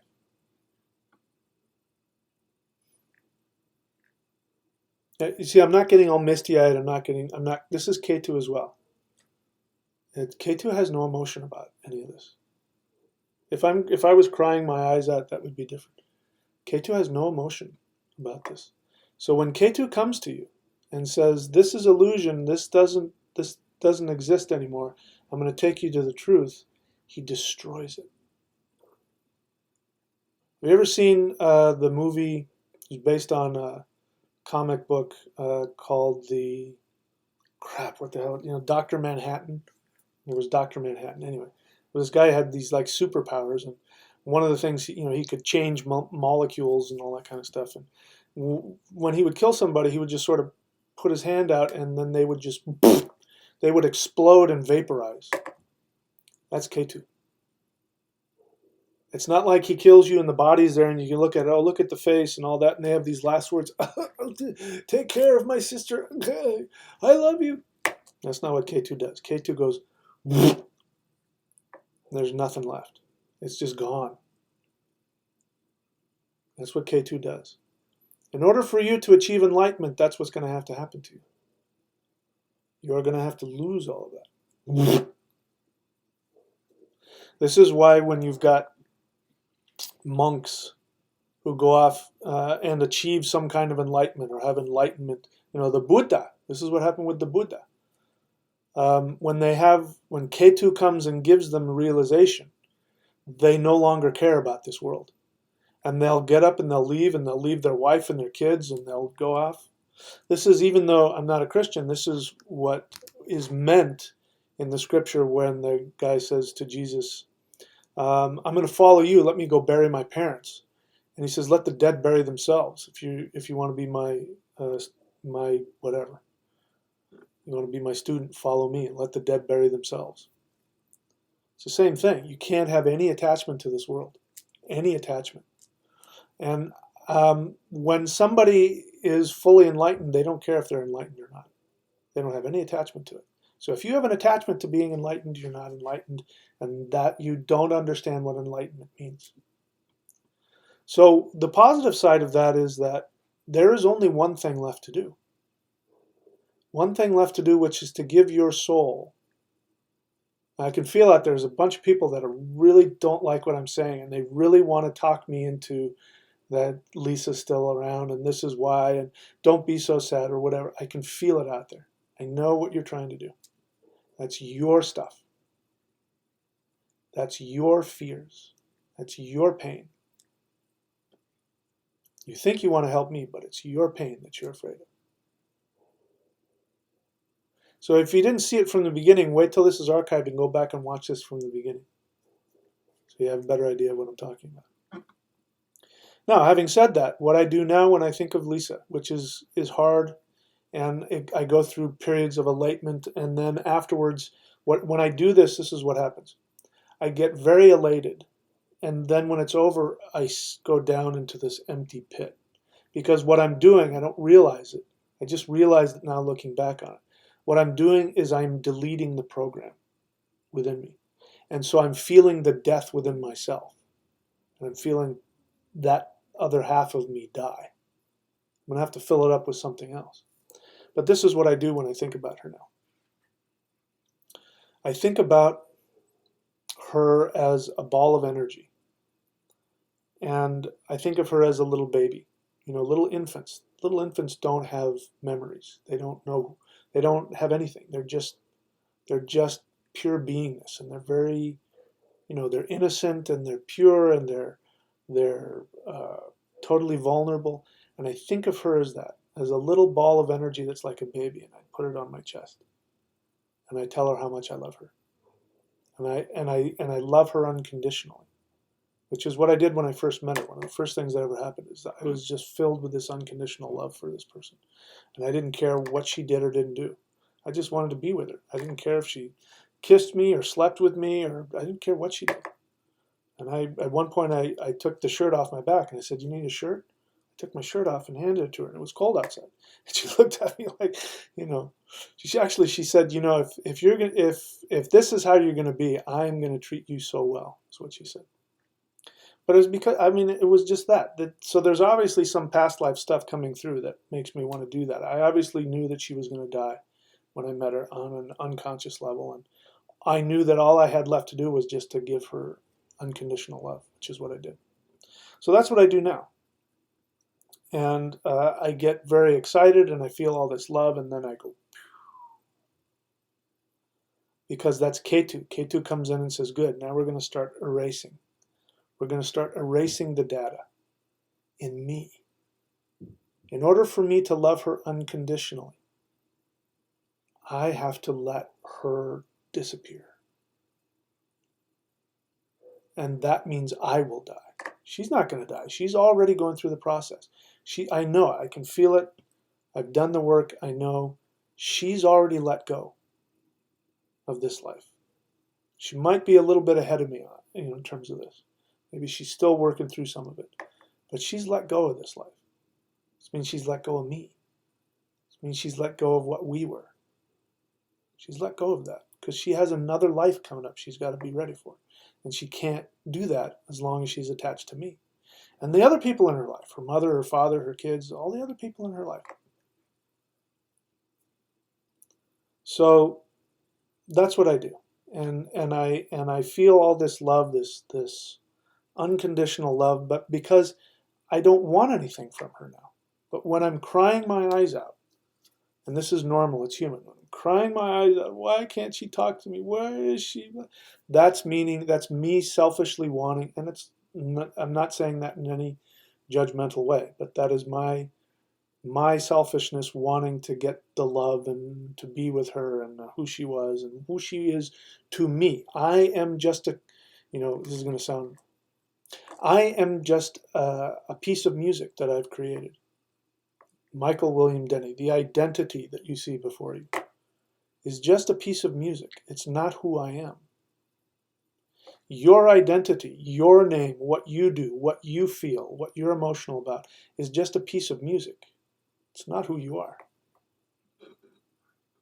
Your identity is your soul, and your soul has no identity.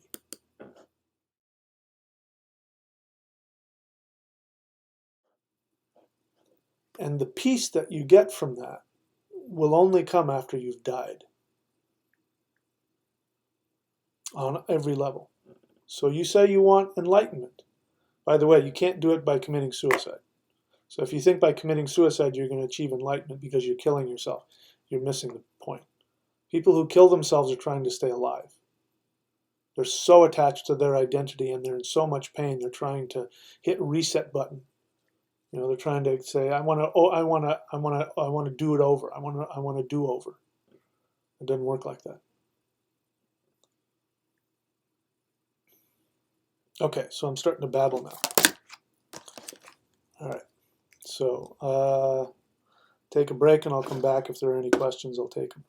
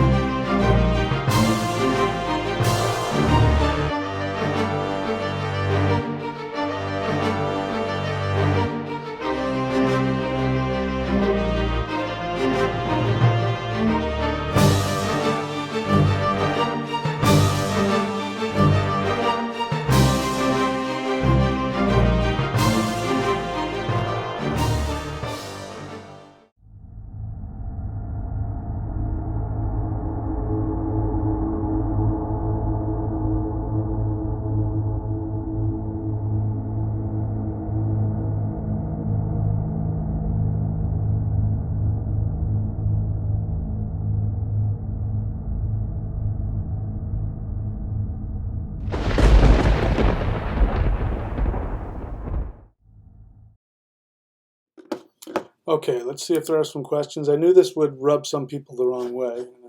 think there's at least one or two who didn't seem to like what I was saying. All right,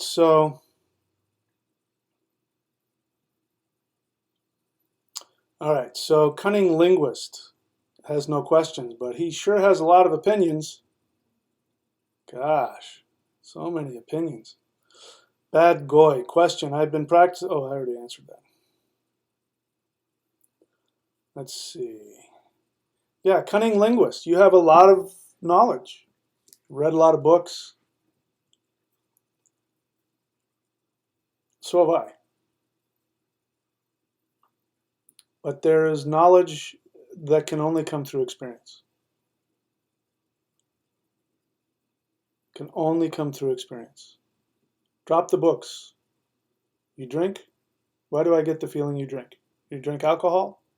You like to drink and then you like to philosophize. That's not what we're doing here. You forgive me if I'm wrong about that. Bad Goy, question. Did the ancient Nords, you mean the Norse? I don't know what a Nord is. Did the ancient Norse have a pantheon of astrology gods or an equivalent astrology system as the Vedic? I understand much has been lost. There is so much in common between the two systems. So, my friend, I get the sense you're new to my channel. Please watch more of my videos because I talk about that. Type in Vedic astrology. Type in Thunar. Type in, read my books. I talk about the connection between the two, between the Vedic and the Norse, and their roots back to the original Indo-European. Again, I'll say it. If you're coming onto my channel because you're flipping around YouTube and you got nothing better to do, and you're flipping from one channel to the next, that's great. I welcome everybody. I'm glad you're here. If you really want to learn what I've got to teach, you go onto my YouTube channel, find out how to search within my channel, and search for whatever you want. Binge watch the videos there. Okay, binge watch them. So the short answer is, to my knowledge, they didn't. Not in that way. Ryan Dodson didn't like the direction I was going. Who knows what that means, but he's gone. Question, Valerie Bradshaw question, is there a proper way to help you during this? What do you mean? Is there a proper way to help? Who said I need your help? Did I ask for your help? Do I look like in my face I'm pleading for your help? You're a nice person. You have a lot of, you want to help. So you're a nice, loving person. That's nice. Who you want to help isn't me, it's you. So the question to ask is, if you're feeling sadness for me, if you're feeling like you need to come and comfort me and help me, it means that what I'm saying is painful for you to listen to or frightening for you. It means if you were to go where I'm at right now, it would be a very frightening place for you to be. Yes, you're a nice person. But if you really want to help me, listen to what I'm saying. See if you can learn what I'm trying to teach you. I am not in a bad place right now. This is Ketu. Do you see the calmness on my face? Do you hear the calmness in my voice? Do you hear me in any way that sounds to you like I'm in a bad place? I might be later, but right now I'm in a good place. The emptiness of Ketu is what I'm feeling. See if you can go there with me. If you really want to help me, see if you can go there with me for your own experience. I appreciate the question. That was a nice question. Yeah, Cunning Linguist has so many opinions. He's just got all the answers to everything. All right, let's see here.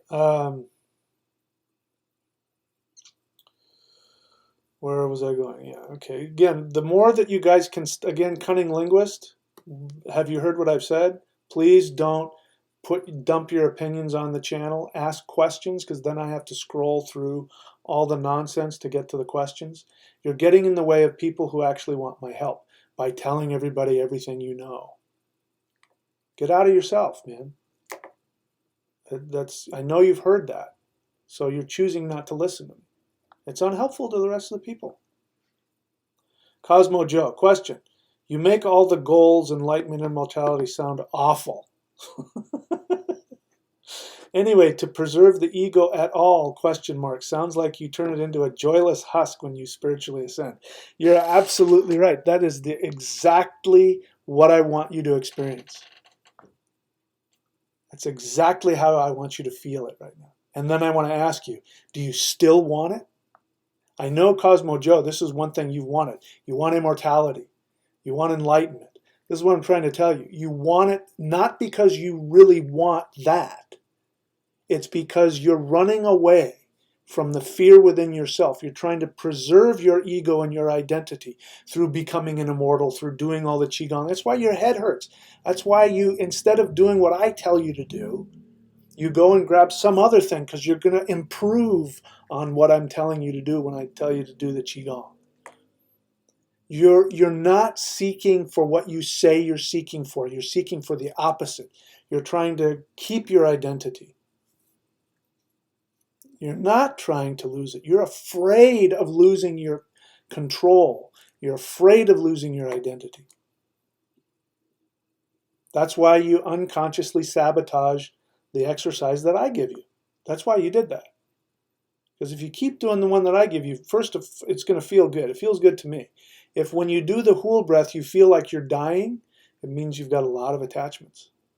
But the bliss that comes from doing those exercises when you've released that is unlike anything else in the world. What I didn't say was that, when I'm now working with, for me, I do this for me to keep me sane, and I do this for me because I still believe that, and this could be my narcissism, but I still believe that there's an eternal connection that she and I have.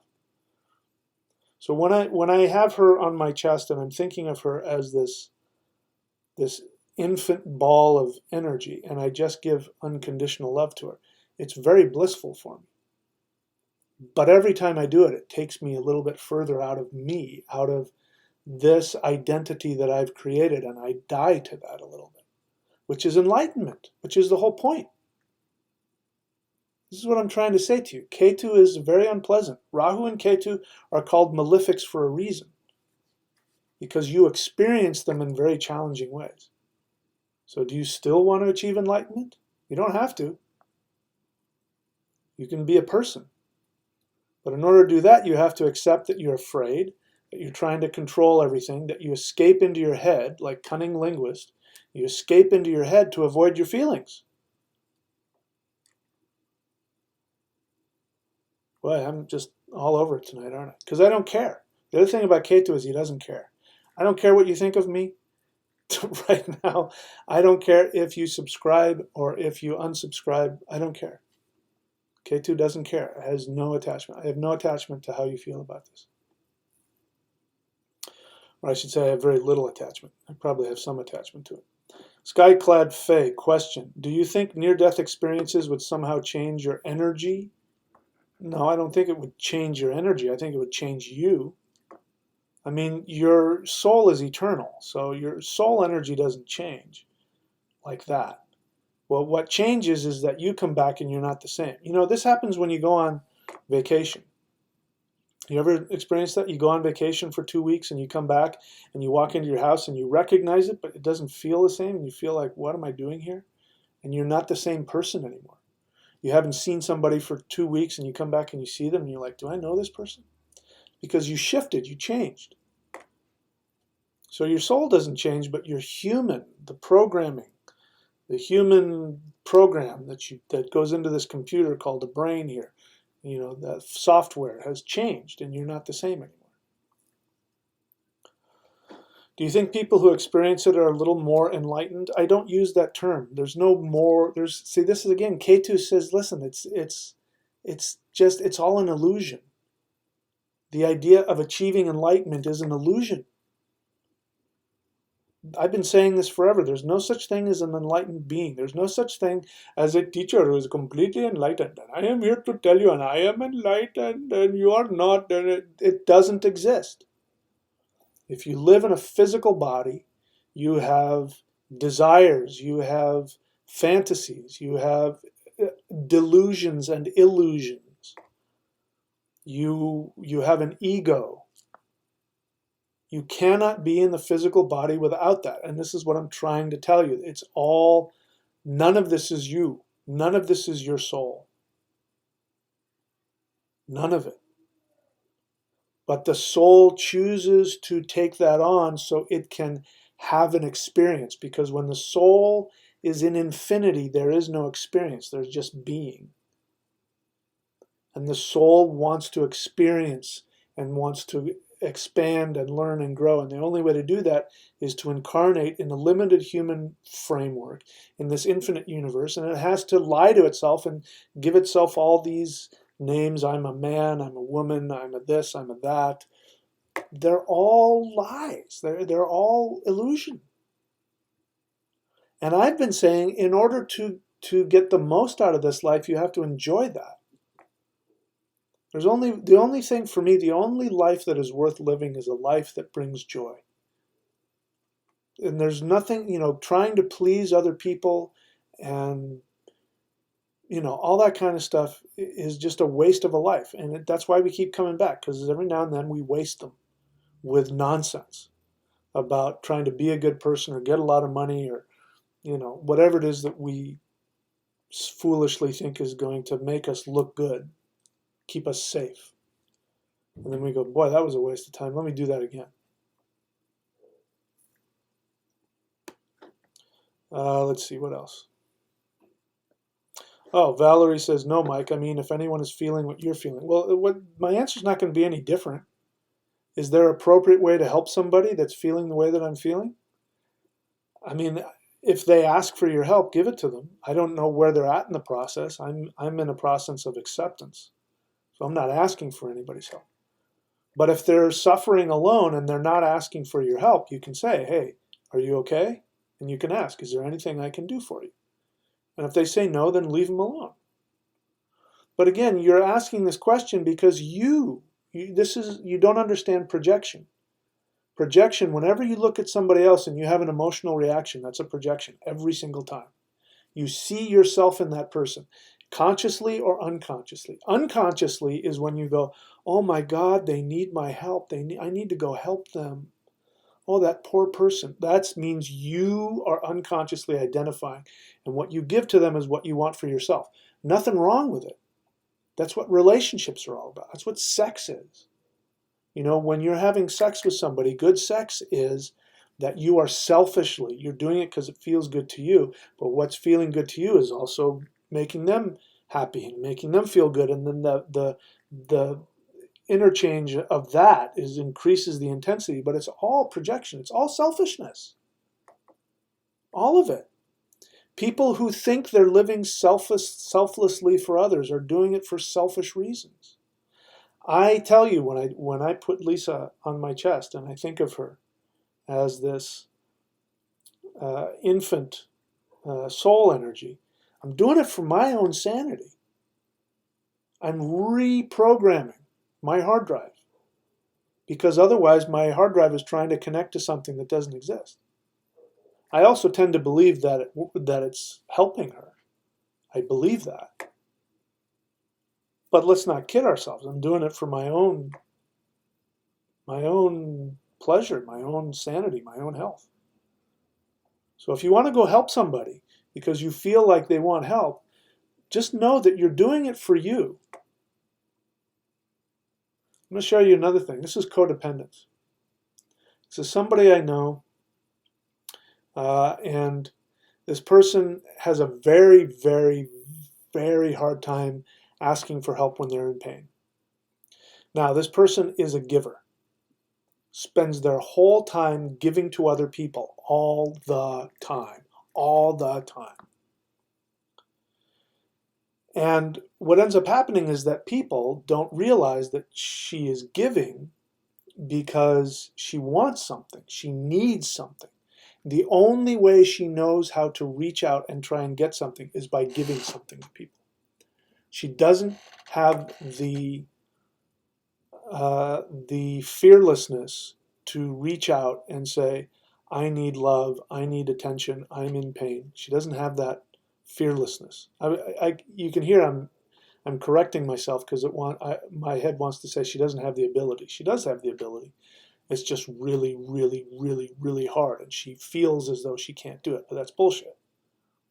So what ends up happening is that after she gives and gives and gives and gives and doesn't get, then she has these real problems and she has little temper tantrums. Here's a phrase that she says. If you ever hear this, you know this is somebody who is giving because they want to get in return. The phrase is, the phrase is, I don't ask for much. Turn that around, the opposite. The opposite is true. I am always asking for everything. It means every time she comes and gives you something and does something for you, she's wanting you to give love to her. It's not selfless. It's not unconditional. What I gave to Lisa when she was here was unconditional love. Now, things have to balance out. So once she died, all of a sudden I wanted stuff back and I was in a lot of pain. I am giving selflessly to her when I think about her because I'm trying to give back to me. I'm trying to make me whole again. So I know why I'm doing it and what I'm doing it for. And I know that it's not going to come back from her in that way. Whatever energy I give to her now is not going to come back to me in any physical, human way other than maybe energetically, perhaps. So when you want to help other people, it's because you want to help yourself. There's nothing wrong with that. If you get joy out of giving to other people, then that's as far as it goes. But if you give to other people and you say to yourself, you know what, I give to those people all the time and they never give back to me, you're not giving because you want to give. You're giving because you want to get. And people will not want to be around you. I can smell that from a mile away. If I see that syrupy look on somebody's face, I can tell from a mile away when that's coming. And I want nothing to do with those people. And they say, why is he such an asshole? Because I don't want you sucking the life out of me. I don't want you putting me in a position where I'm going to owe you for a gift I didn't ask from you. See what I mean? Now, I don't know you, so this may not be talking about you, but at least a little bit. The fact that you asked that question, there's a little bit of you that does that. And I'm just simply telling you it's your own projection. Just be aware of that. Everything is a projection, all of it. Okay, so let's see what else we got here. Any other questions here? Liz Burton, question. Can one be on the shamanic path alone, or is the help of another necessary? Why do you ask that? I mean, based on that question, it seems you want to be alone and you want me to tell you that it's okay for you not to go get a teacher. So if you're alone and you're not learning, why not learn from somebody? Why do you need to do it alone? If you're doing it alone and you're successful, you wouldn't ask that question. So to answer your question, this is why there's always been a teacher-student relationship. You know, you can't do things alone because you're a human being, which means you're a narcissist. So you don't know what you're learning and what is your own narcissistic reflection. People who don't want to have teachers are usually narcissists who don't want to be told the truth, you know, because you also can't, you know, it's like you can't operate on yourself. You know, a doctor, a medical doctor cannot take out his own appendix. A brain surgeon cannot operate on his own brain. They may be really good at doing it for others, but they've got to have somebody else. They got to go to another brain surgeon to operate on their brain. You're a shaman and you want to learn the shamanic path, you're going to have to go to somebody that knows what they're doing and can show you where you're wrong and where you're out of step and where you're being a narcissist and where you're being lazy and all of that. A true teacher is going to snap you. Listen, old school teachers are like this. They don't do this now because there's no money in it. I could be making a lot more money if I wasn't like this. when you went to a yogi and you said, "Oh, yogi, I want to have a mantra for enlightenment," the yogi would give you one, and that mantra would destroy your life. You'd lose all your money, you'd lose your family, you'd lose everything, and you'd be forced to go out and live as a homeless person in the jungle and just pray. And when they do that and they come back and they say, "I came to you for enlightenment and you gave me this, and now I'm living," he says, "Well, that's what you asked me for. You wanted enlightenment. There you go." That's old school.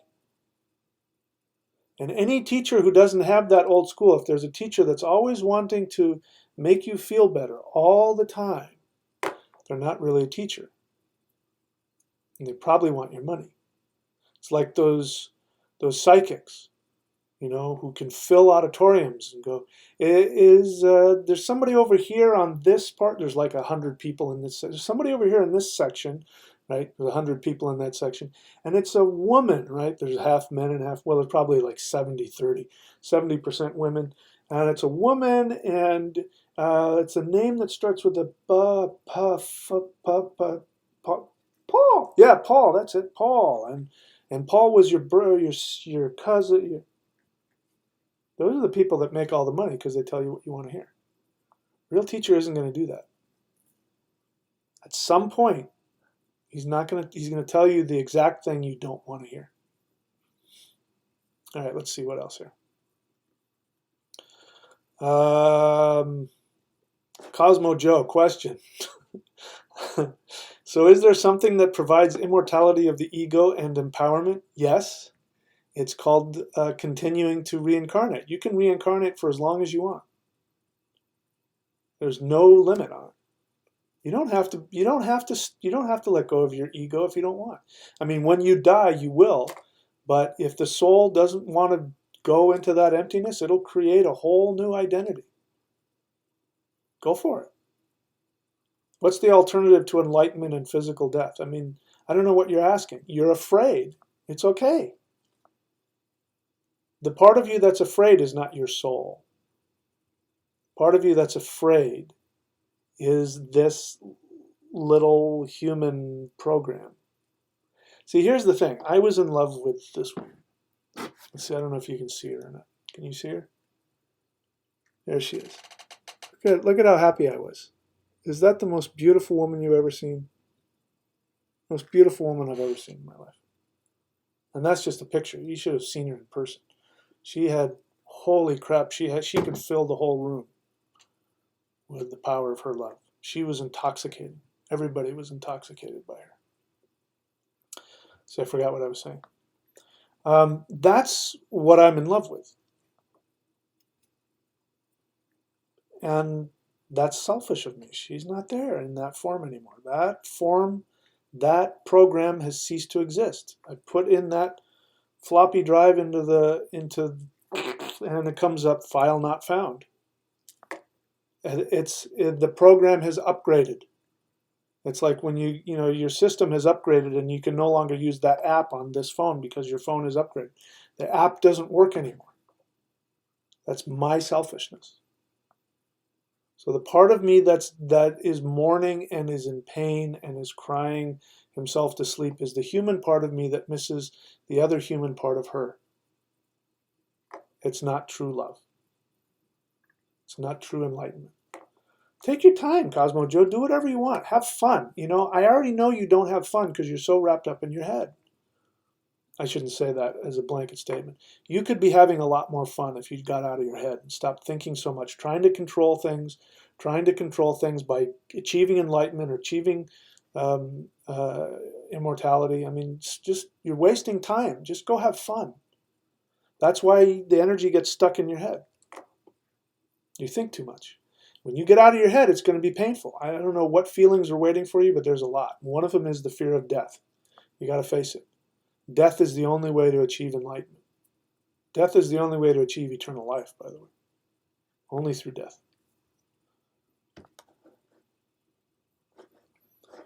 Let's see. Alicia Cole, $4.99. Thank you, Alicia.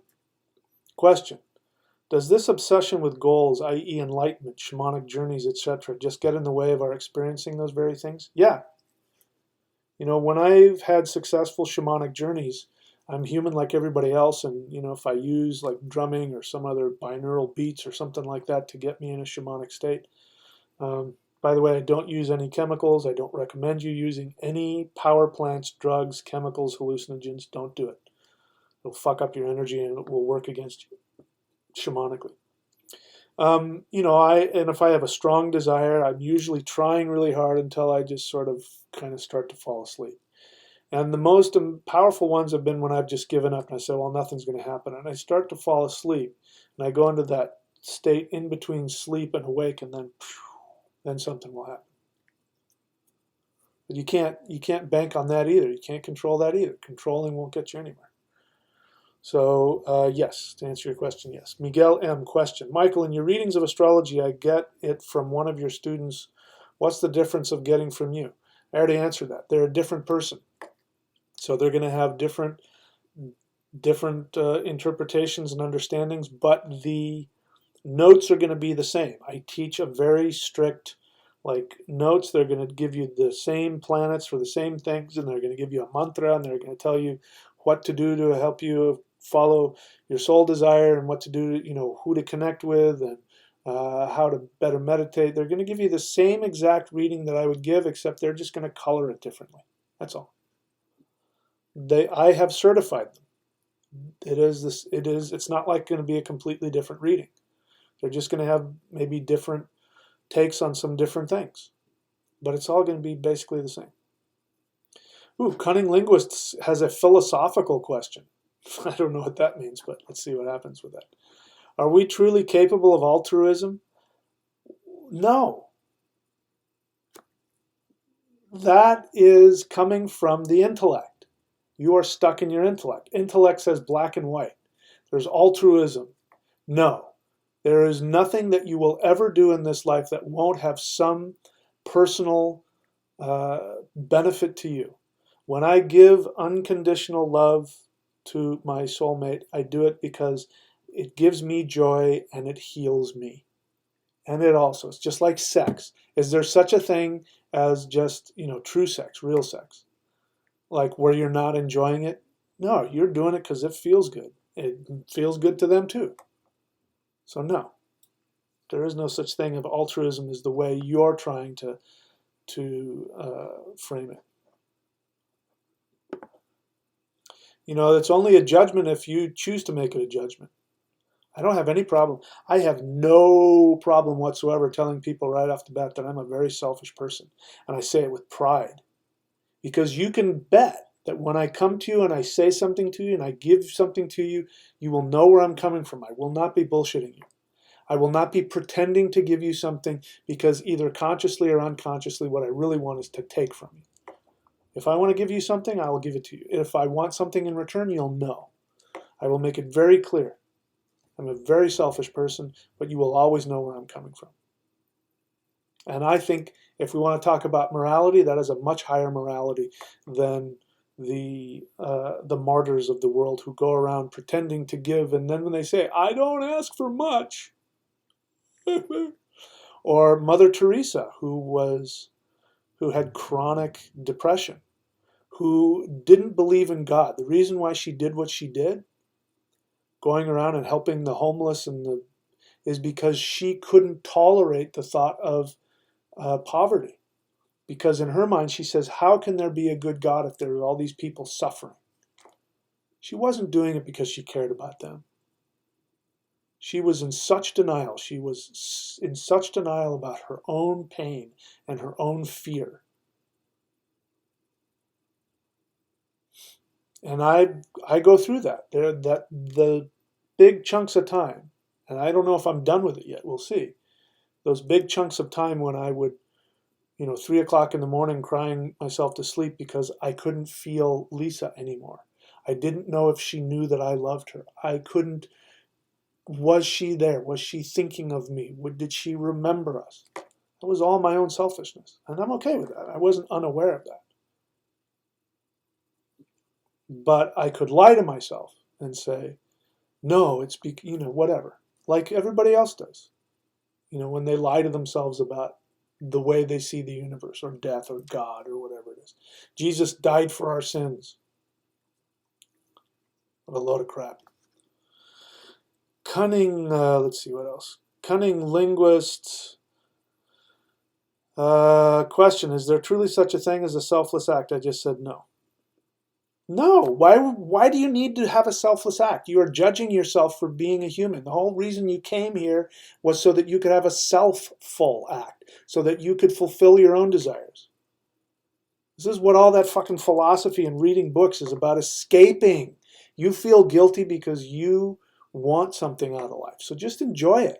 Stop pretending. I can promise you, I don't know you. Maybe I'm wrong. You correct me if I'm wrong. Are there people out there that think that you are really full of yourself and have all the answers, and that full of yourself and all the answers is you are pretending to be something that you're not. Not because it's true, but because you have a need for people to see you a certain way. You want people to see you as selfless. What you really need is other people's approval, and there's nothing selfless about that. That's as selfish as it gets. Now, if you can get honest with yourself, that's okay. Go ahead and be a performer. Go on stage and play music. Go become an actor or a poet. Stand up and read poetry because you like the applause. Nothing wrong with that. If it makes you happy, go do it. But don't bullshit yourself. The need that you have to go be some selfless person. I mean, come on. You're getting the opposite. People are going to see the opposite, the exact opposite of what you want them to see.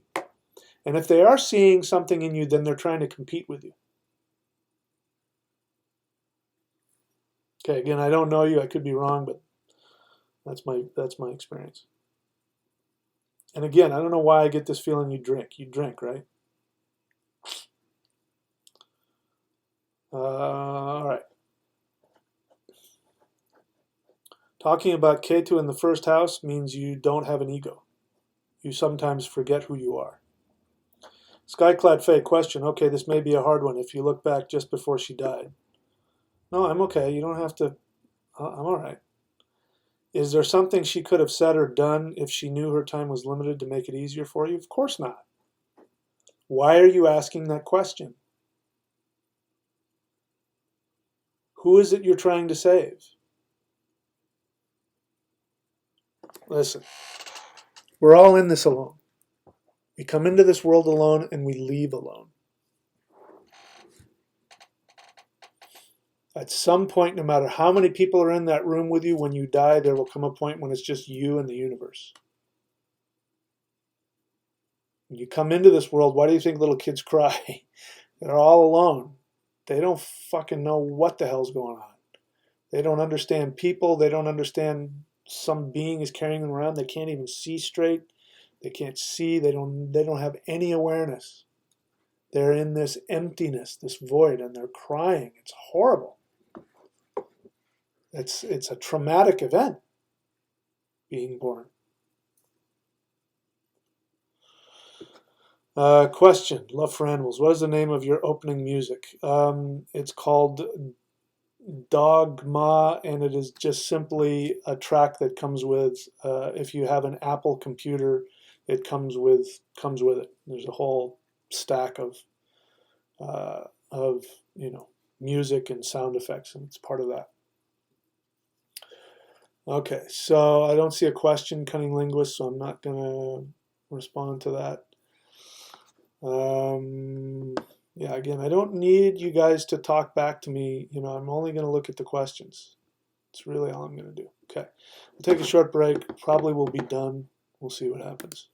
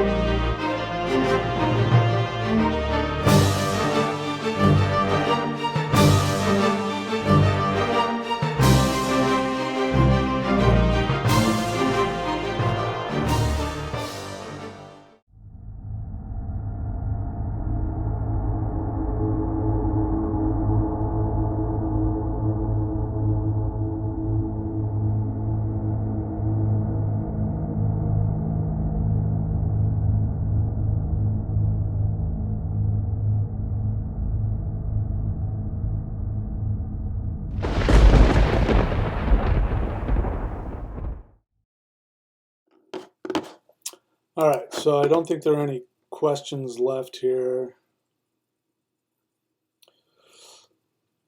Let's see. I normally don't respond to, you know, people's responses to me. So,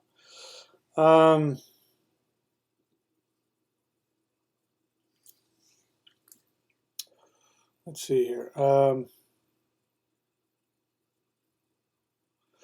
Cunning Linguist said, there's something he said that I want to respond to. When I hear you say that when I give love it is essentially selfish because we receive this soothes, oh, okay. All right. I thought you were saying something else. And now he's upset because I said, I'm pretty sure you emailed me and were saying something about you were tipsy or you were drunk or something like that. Maybe I'm wrong. But yeah. He says, one assumes I read books as the only source of my knowledge. I didn't say that was your only source of your knowledge. I haven't, and you say, how does one not assume I've maybe been initiated myself? I didn't say that you haven't been initiated. It wouldn't surprise me if you have. What I'm pointing out to you is you strike me as a very intellectual person who, underneath all that intellectualism, is some unresolved emotions. And, you know, you can tell I'm a very learned person as well. I've had people tell me that I have the equivalent of multiple PhDs because of all the stuff that I know that I've learned. So I'm not against any of that. But I'm far more interested in my experience. I want to be honest and, what's the word? Honest and I'm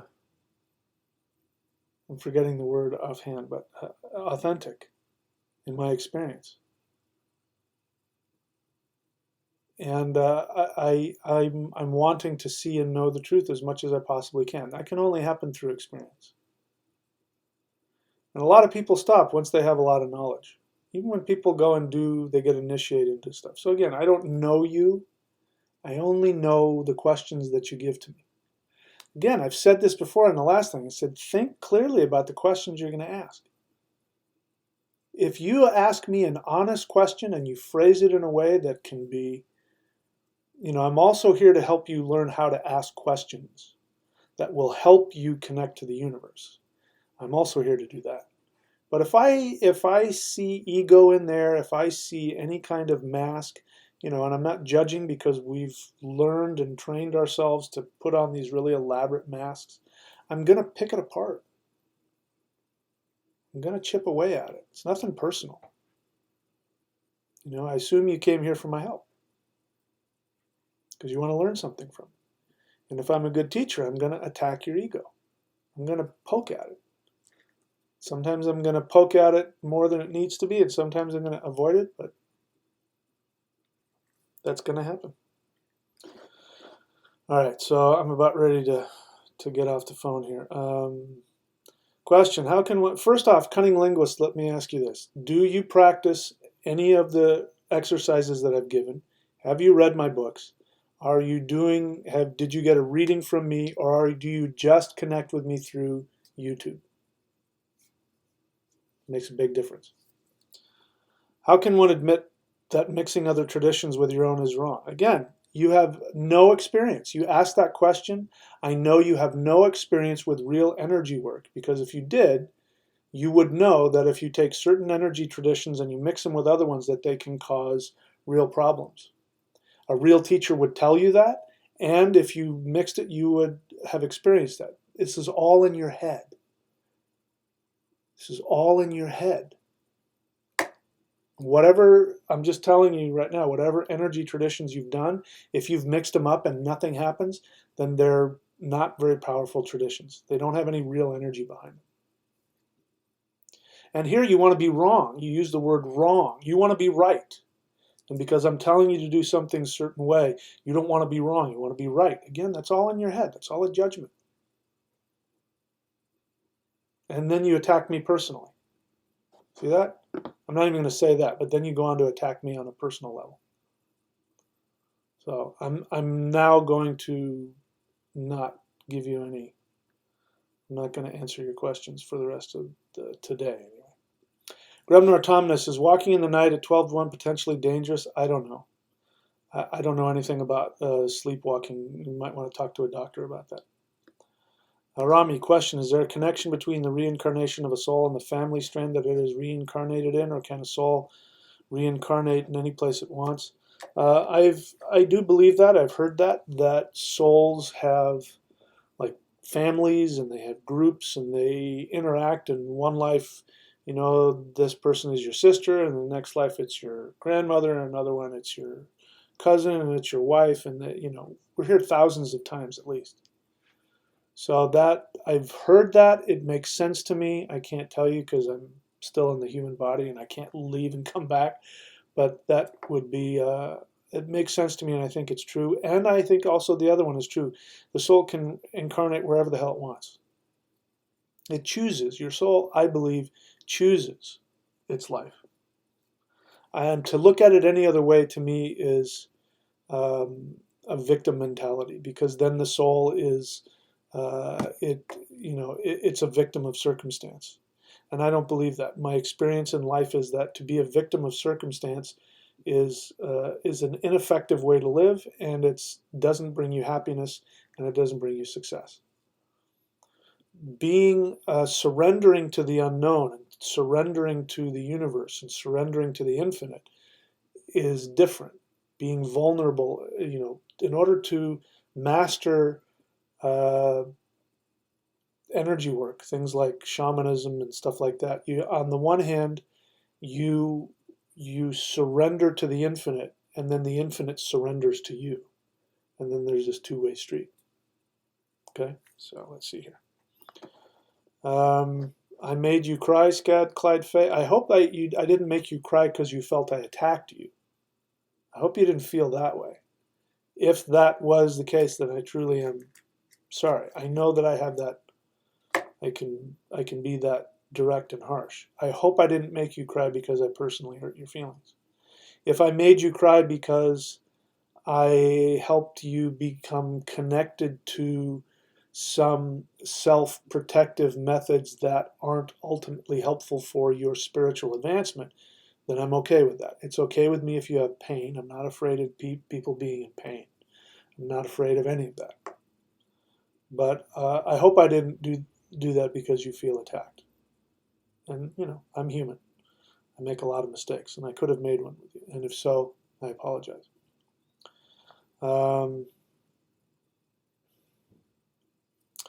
Miguel M. question, I wanted to become my greatest version, which that his becoming a rapper, and with that I want to help change the world. Is that something I am doing to validate myself, or coming out of the heart? It can be both.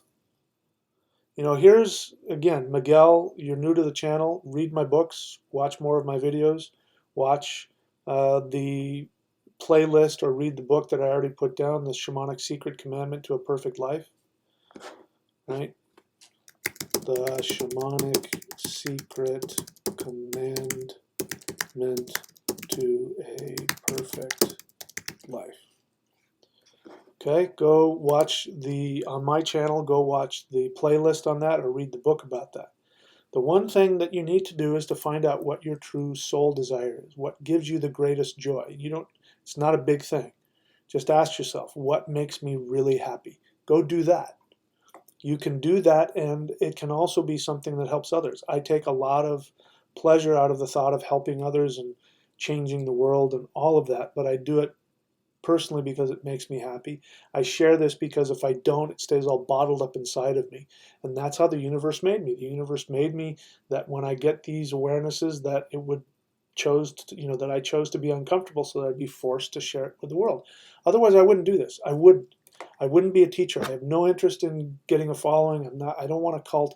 People on outside of my students and the internet don't even know what I do. I don't care. When I meet somebody, I don't tell them I am a spiritual teacher. I don't do that.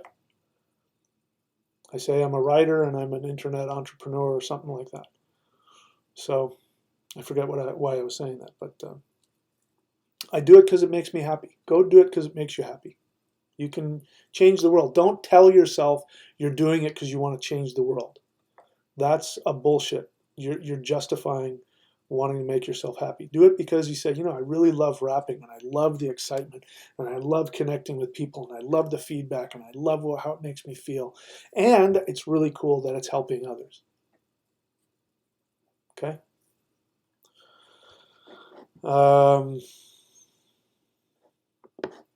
Mr. Fix question, I shut my emotions off quite intentionally as an abused child. Well, I can understand that. And 50 years later, I'm now having great difficulty finding them again. I can understand that too.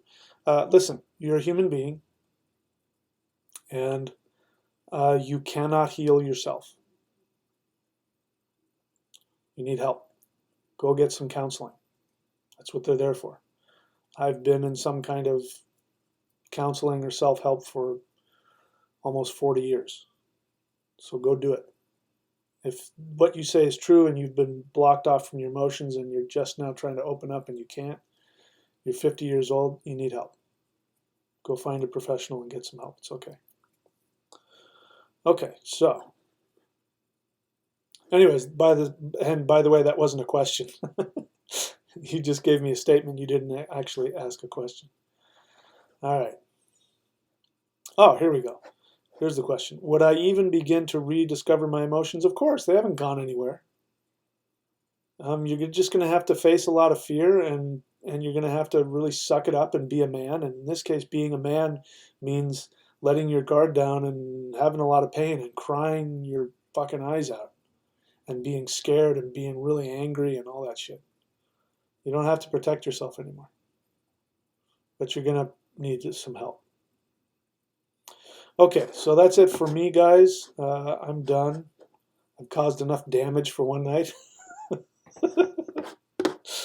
Anyway, yeah, I'm not trying to win any popularity contests here. Okay, so yeah, so astrology.thunderwizard.com. Please, if you're interested in Ketu and where Ketu is, if you want to find out how you have mastered what you've mastered in a previous life and what you have a slight karma connected to, go to astrology.thunderwizard.com and ask, where is Ketu in my chart and what does that mean? If you want to learn the kind of astrology that I teach and you want to be your own astrologer, go to astrologycertification.thunderwizard.com. If you want to learn shamanism from the ground up, and if you want to support this channel, the best way to support this channel, I mean, obviously any service you get from me supports the channel. But if what you want is to see me do these videos and keep doing these videos, go to thunderwizard.com and sign up at the $25 level, and you'll get access to free weekly videos. And you can learn shamanism from the ground up. I teach an in-depth, step-by-step course in shamanism from the ground up. And you can learn that. And that is the best way. My goal is to have something like 500 subscribers at the $25 level, and then that, then all I have to do is just think I can do videos every day and just think about that and write books and do videos, and I'll have a small group of apprentices. But I'm trying to branch out so you guys can be, so you guys can teach yourselves. At some point, I'll just keep certifying people to teach what I teach so that you guys can do it yourselves. Again, I have no interest in being a cult leader. Let's see, anything else that I want to say? Any other ways that you can support me and support the channel? If you want a rune reading, you can go to runereadings.thunderwizard.com and you can get a connection to the 9 worlds and see what the ancestors have to say about you. Transformation.thunderwizard.com. You can get a rune reading and a North Star shamanic reading, and you can get an astrology reading altogether. All right, so that's it for me, guys. Let's see if there's any last-minute worthwhile questions here. Probably not. Let's see here. Nope. Oh, so good. Skyclad Faye cried because apparently I helped her let go, so that's good. Very good. All right, then. So there it is. I shall see you guys soon. All righty.